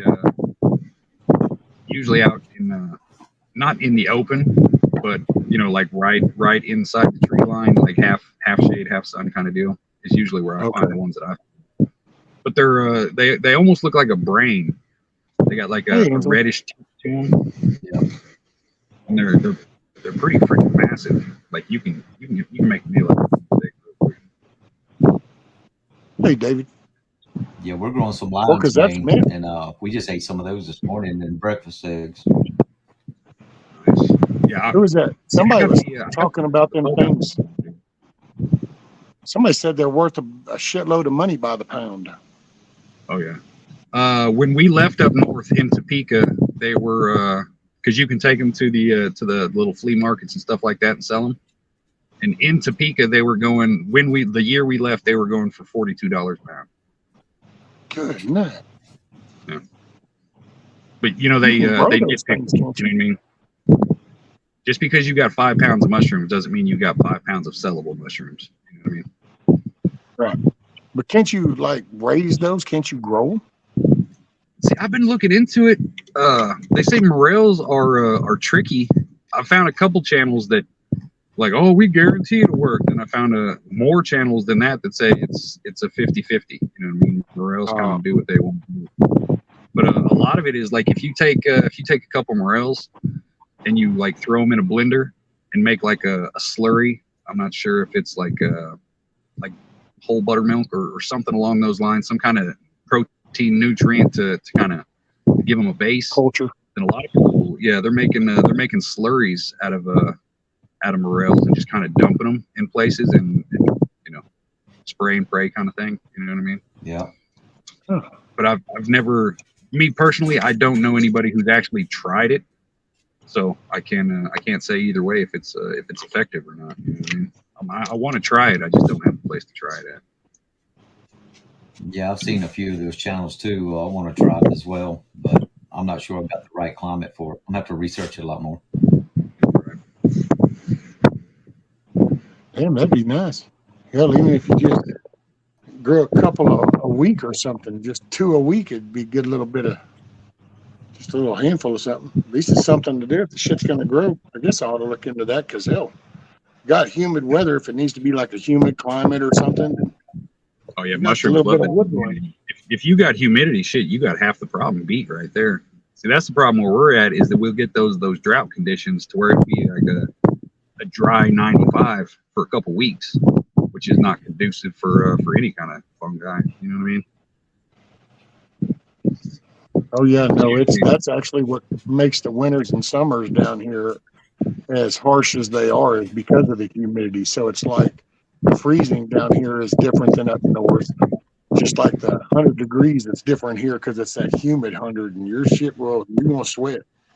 Right. See, that's down here now would be the season for morels, but if we were up north, that 200-mile distance that we came, morel season won't be till probably next month, the start or the middle of next month, something like that. And the times are off, so I haven't got adjusted to that yet. So that might be a lot of the issue on why I'm not finding any. But so many years without looking, it's kind of like, do I want to get back into it right now? Nah, I'll do it later. You know what I mean? And then later turns out to be 4 or 5 years later. You know? All right, Hutch Rescue, I'm about to have to jump off of here. Chat, good to see everybody today. Y'all get out and do some Poppins, I things. appreciate you. I appreciate you hanging out, brother. I appreciate the talk. Yes, sir. Been a good convo. Yeah, same here. I appreciate you having me. Hutch, You're I'm always glad we was welcome. able to do a live. I think this was our first live together. Yep, finally. Well, won't be I the got a last. feeling we'll probably be All on right. some panels together in the future, though. Right. Oh, yeah. Yeah, All right, it be seems safe, to be man. steering that way. Peace. All right, man. Y'all have a good one. Everybody have a great day. Make it a great day.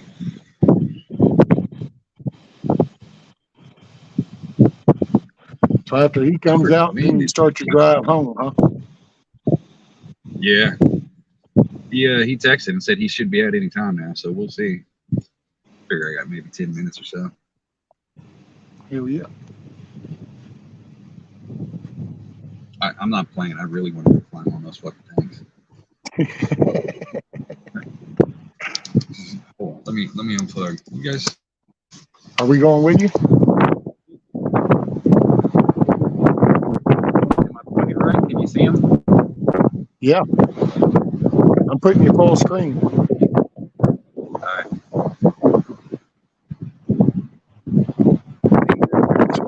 There it goes. All right. Look at that.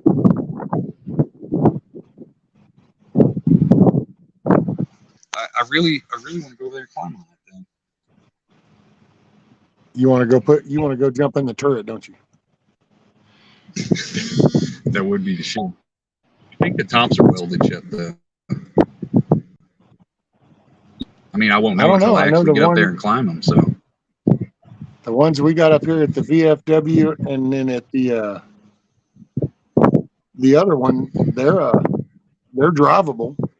They have none of the internal barrel parts. It got the barrel still on the outside, but none of the jacketing part. But it still drives. right. They drove it up on that ramp.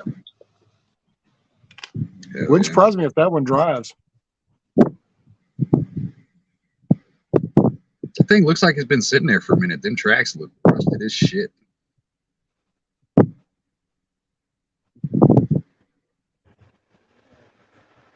You don't need no keys. I guess if shift ever pops off, we know where to get some transport at. Hey, there's the shell. Even if it don't run, at least there's a shell to start working. I'm sure Gas somewhere might be, around there there'll be a big old Detroit somewhere.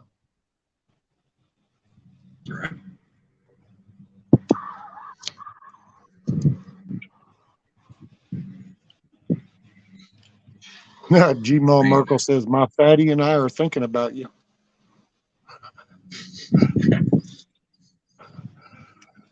I've got a 2-hour drive, and then I shall self-medicate to the point of unconsciousness. Oh, I know, man. I wish TT1 was around. I'd like to tell him I was sorry about last night. I got off the Indies and I was talking to him and self-medicating. And dude, I was laying there and I kind of had one earbud in that was still had some tunes going, and I was texting him and I was just kind of slowly doing that little thing. And so I finally go, man, I'm going to plug in the tunes. I'll holler at you tomorrow. Right. I was fucking sore from yesterday. I think during the meetup, I think if TT1 shows up, me and him are going to we're going to do a 100 milligram candy bar piece just for scientific purposes. Just to see what happens. Right. Just to see. Man, I'm sure hoping to make that. I even thought about worst case scenario, I might just come up for a day and literally just do a turnaround. I said that out loud and she was like, what? And I went, hey, It might be the only chance I get to meet the people. So, I mean, what the hell? Driving's just driving. She goes, you can't hardly make it in town. I said, you know what? If I have something I want to do, then I can do that. So that's all I know. Now, do I find a need? See, this is where people screw up on what I can and can't do. It's all decision process. I can go and do probably quite a few things, but I know that when I do these, I'm going to feel like total mortal shit. I'm going to be down for so long. And then I kind of go, is that really worth it? No, it's not. So that's why I don't do some shit. That risk reward. It's not cost effective. Driving up there to meet you guys one time in a lifetime type thing, I don't know. That'd be worth feeling like shit for a day or two or a week or whatever. I'm going to feel like shit anyway. Right. It's just the way I mean, with it. that logic, you that logic alone gives you no excuse to not show up. Exactly. It's kind of what happens. I can't do that to myself. I guess I was talking to somebody a while ago, and they said that every I haven't checked, but as far as they know, every single spot in that loop has been rented. Doesn't surprise me. I didn't figure I was going to make it. That's why I figure if nothing else, I'll come up for the day. I'll drive through the night and be there in the morning. The park opens, and I'll stay till the park closes, and then I'll just start driving back. See, that's the thing. They don't lock it down, so you've got access 24/7. Come in and out. You know what I mean? There's no gates to lock you in or no shit like that. So I guess as long as I stay awake, they can't say I was camping there, so I'll just stay and visit as long as somebody's awake. Right.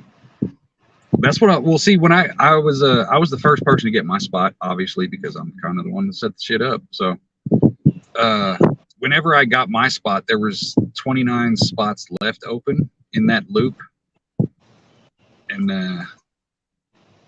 I don't know if all 29 spots of those are our people, but I'm going to say a good 20 of those spots are our people. You know what I mean?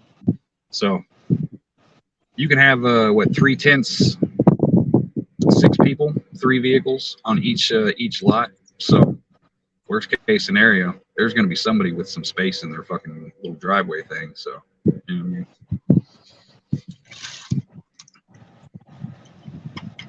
That'd be cool. I'm looking forward to it. And actually, hell, I even thought, man, I could take a trailer of shit up there and just be like, here, I want this. There you go.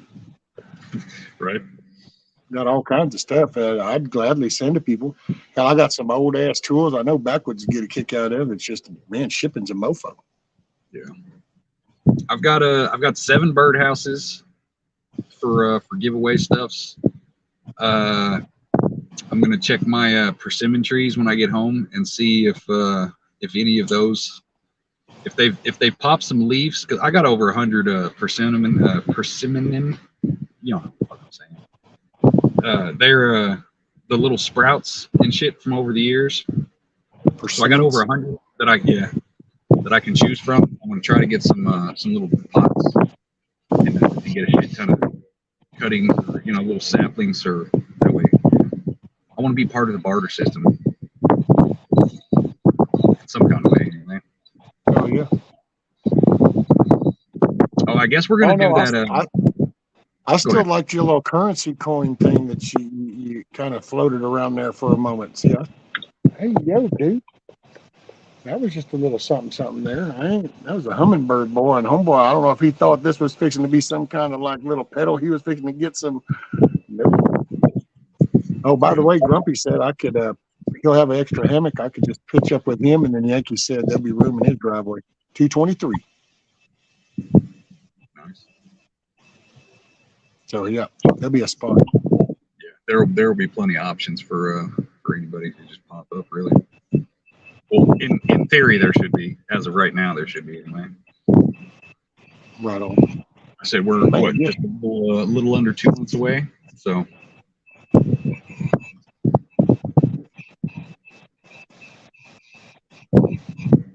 2.5 paychecks away. I know I got to get with Backwoods and a couple other people and see, because I guess they did like what they call it, Dirty Santa or some shit like that. Is a technical name for it, you know, where they can do the gift stealing and all that stuff. Yeah. I got to get with Ghost and Backwoods and see how we can lay that out. So if anybody's coming to the meetup in Missouri, if you want to be part of the little gift exchange thing, the only thing that I know for sure now is roughly a $20 limit. Like if you're buying shit, you know what I mean? And then from what I understand, everybody just puts it on the table and you draw names and then you go and you grab a gift. And then after that, you know, just come through and steal gifts and do things like that. So The that white seems like elephant something party. That's what that was. Apparently, that's called the white elephant party. But that'll probably be, if we do a live from the meetup, it'll probably be during that. We can set up at that little stage area. I'll bring the laptop and all that shit, set up the live from there, so we can actually have a live from the meetup for people to watch. You know, that'll be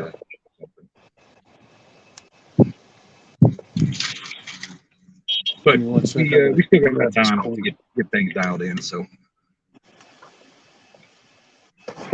Matt said that mint and chocolate have no business together. I know I ain't a big fan of that shit either. that is the truth. Hey, are y'all in live chat? I bet some of you aren't. I bet there's at least 2 of you right now in top chat. I hope you feel silly. I'm just.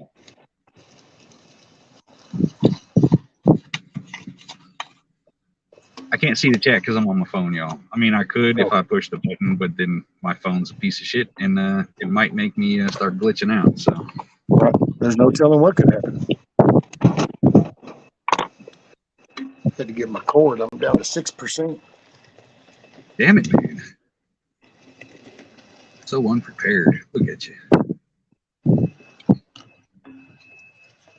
Hey, at least it ain't like Wizard going, oh, well, no, I can't talk. I'm always at 3%. I don't ever charge my phone. He's always at 3%. Normally, I would have had it plugged up, but I was listening to yours earlier, so I was using that cord to power up that saw. And then I just went over after you shut down, I went over and when I started mine, I didn't even think, try to bring I ought to plug it in. Right.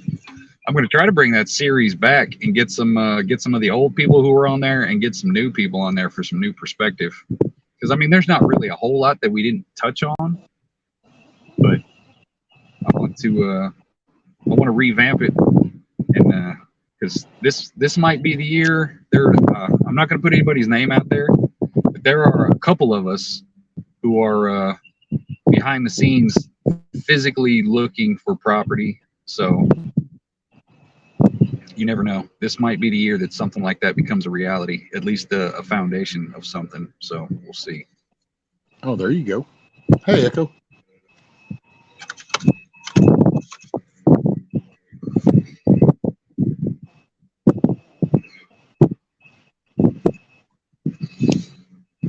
Well, I'm going to dip out, y'all. Live chat. Do something with yourself. Rescue. Appreciate you. Take it easy. Appreciate you, brother. Keep your head on a swivel. Make it a good day. Right. If this button works. Is that right? Oh, y'all talking about mint chocolate cookies?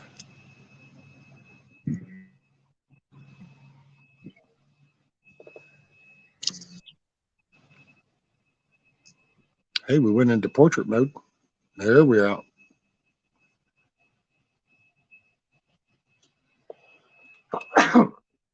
Oh, excuse me.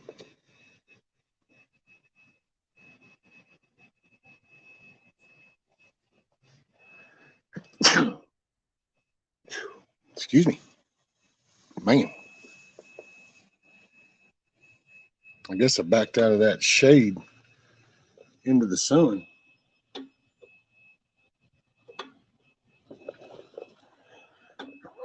Excuse me. Damn it. I'm not going to do a sneezing fit.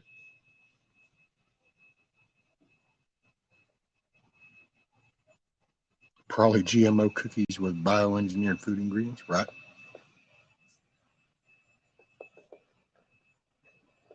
Thank you.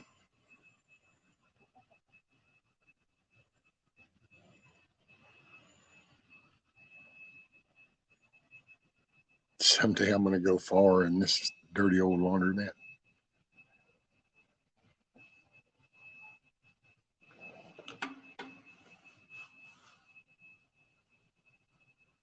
But TJ said my aunt is selling her property and almost 3 acres in Vermont. It has water on the property and is farmable. Oh, wow, TJ. I take it she's just not digging the Vermont politics, and so she's trying to get out of there.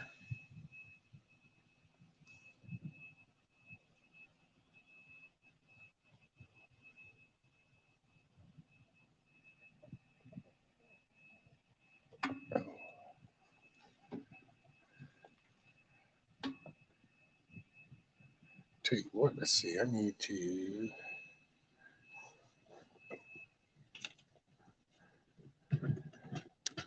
take this. I can give you all a view of the chickens.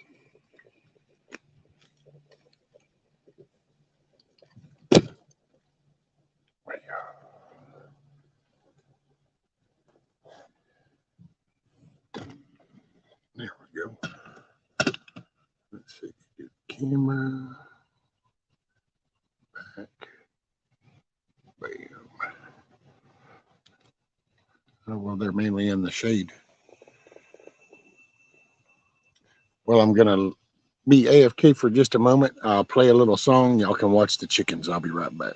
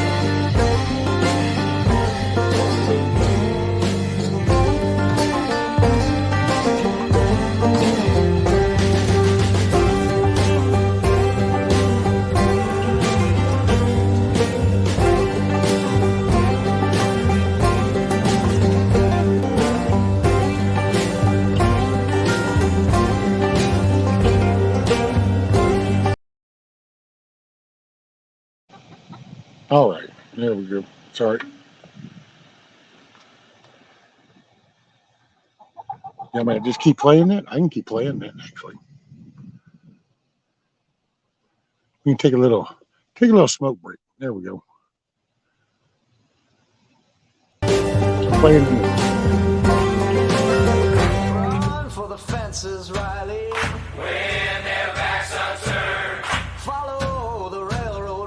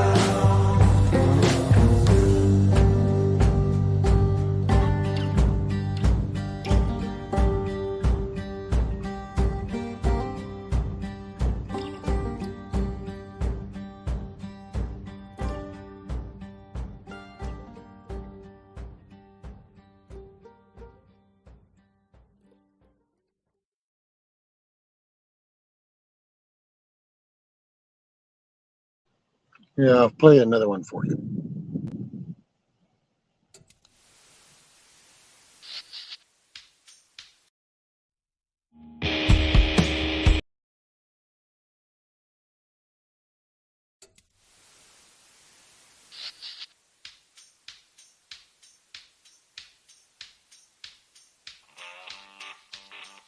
Hey, Moose. What you up to, buddy? You gone, Moose?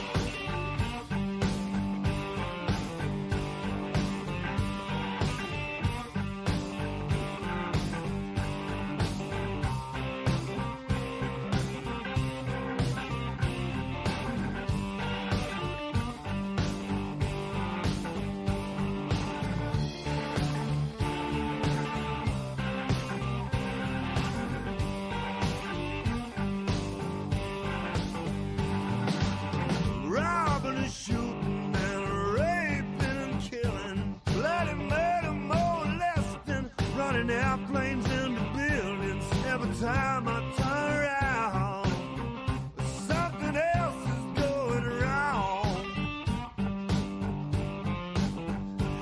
Yeah, tell me, what the hell is going on? G-Maw, this is Paul Thorne. Scared to read my paper, I can't watch TV. The world getting way too crazy for me. Every time I turn around, another poor child is gone. Hey, people, what the hell is going on?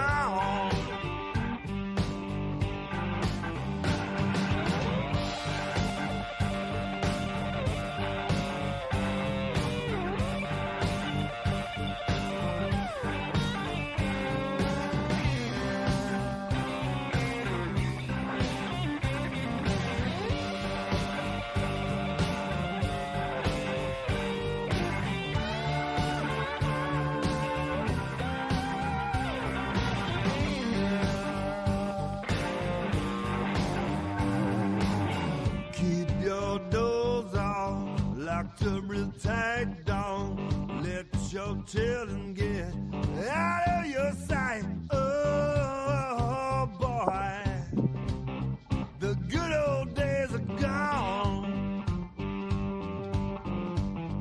Won't somebody please tell me what the hell is going on? I don't know if y'all saw this. It's gonna have a throwdown over that worm.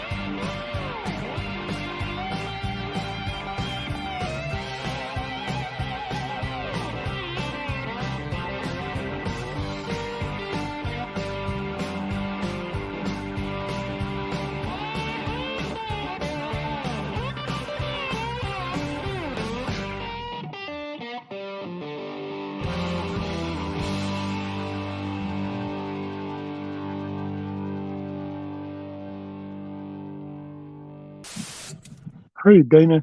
Yeah, get you some rest, ma'am. I'm glad to hear from you.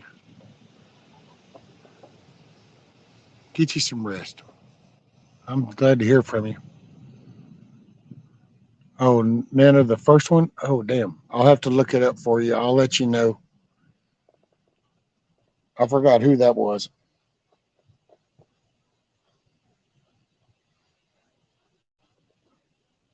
It's called The Railroad. If you search for that, it might come up. It's called The Railroad. Hey, Kim's. You got the chicken dinner ready for him, huh?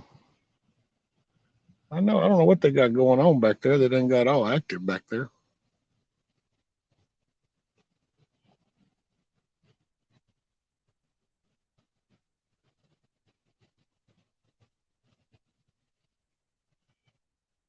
Oh, okay, cool, Gmo. Love you too, ma'am.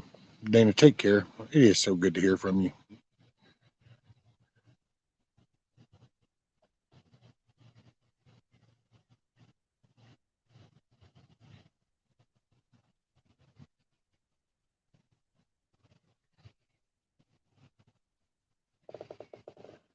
Oh, let's see. What we do? We said what? Shade.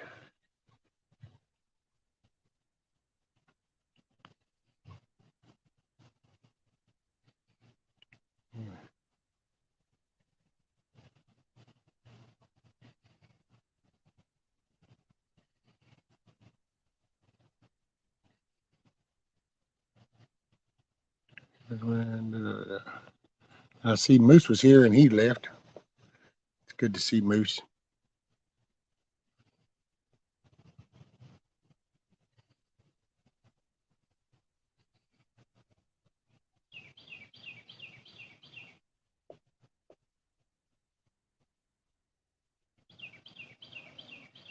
What are we at? We're at 3:15. I've been going for 3.5 hours, just thereabouts. So, yeah, I might call it right now, guys.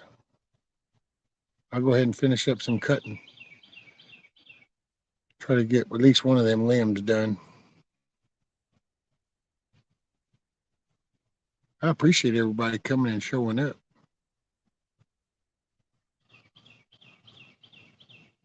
It's pretty cool. I always look forward to it.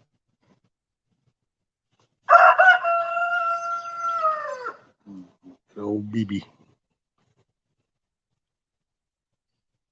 Yeah. Kansas was a good show.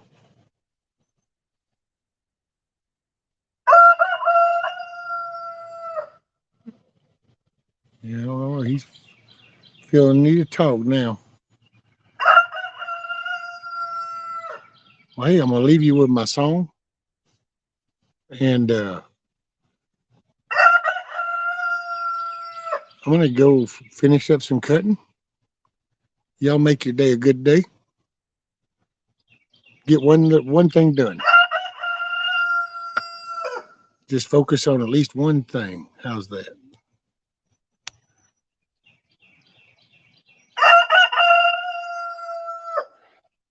I'll translate for BB, but that means thanks for coming. Appreciate you showing up. We're grateful for everybody. Make your day a good day. It's up to you.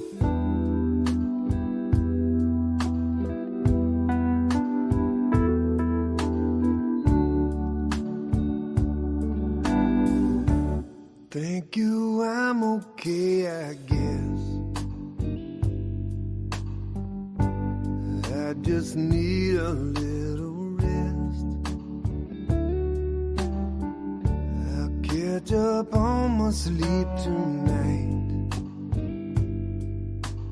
I ain't complaining, that's life. I've got blueberries in the yard.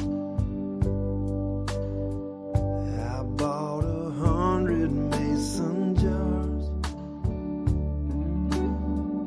I'm gonna pick them when they're ripe. Another season, that's life. Wipe that tear out of your eye. Behind the clouds, the sun still shines. You're in my prayers every night. Enjoy the journey, that's life.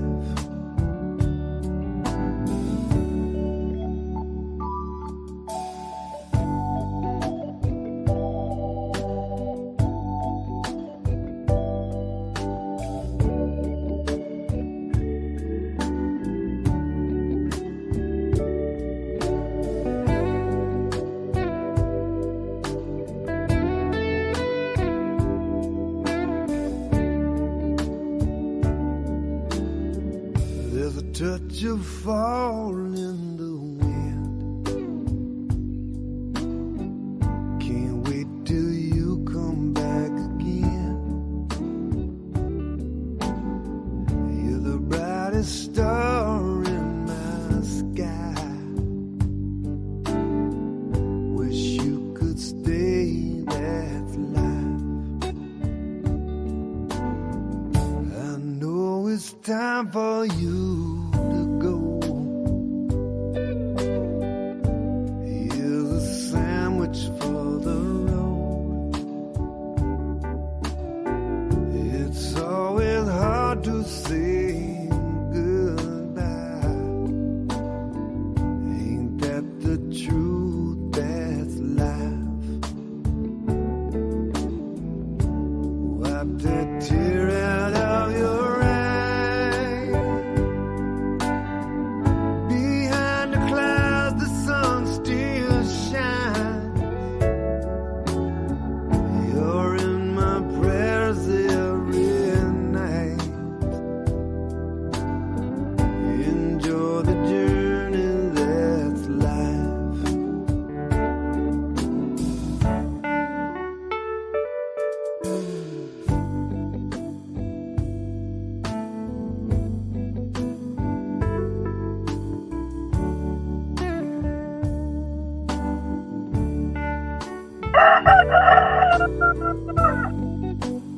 That's BB telling you to make your day a good day. Choice is up to you. Even the rooster knows that. He chose to make today a good day. I appreciate all y'all coming. And I'm glad to hear that, Kims.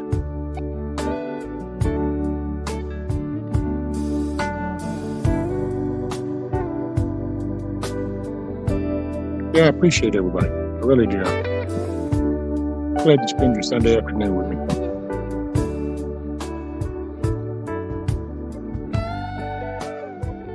I pray for strength and wisdom for everybody.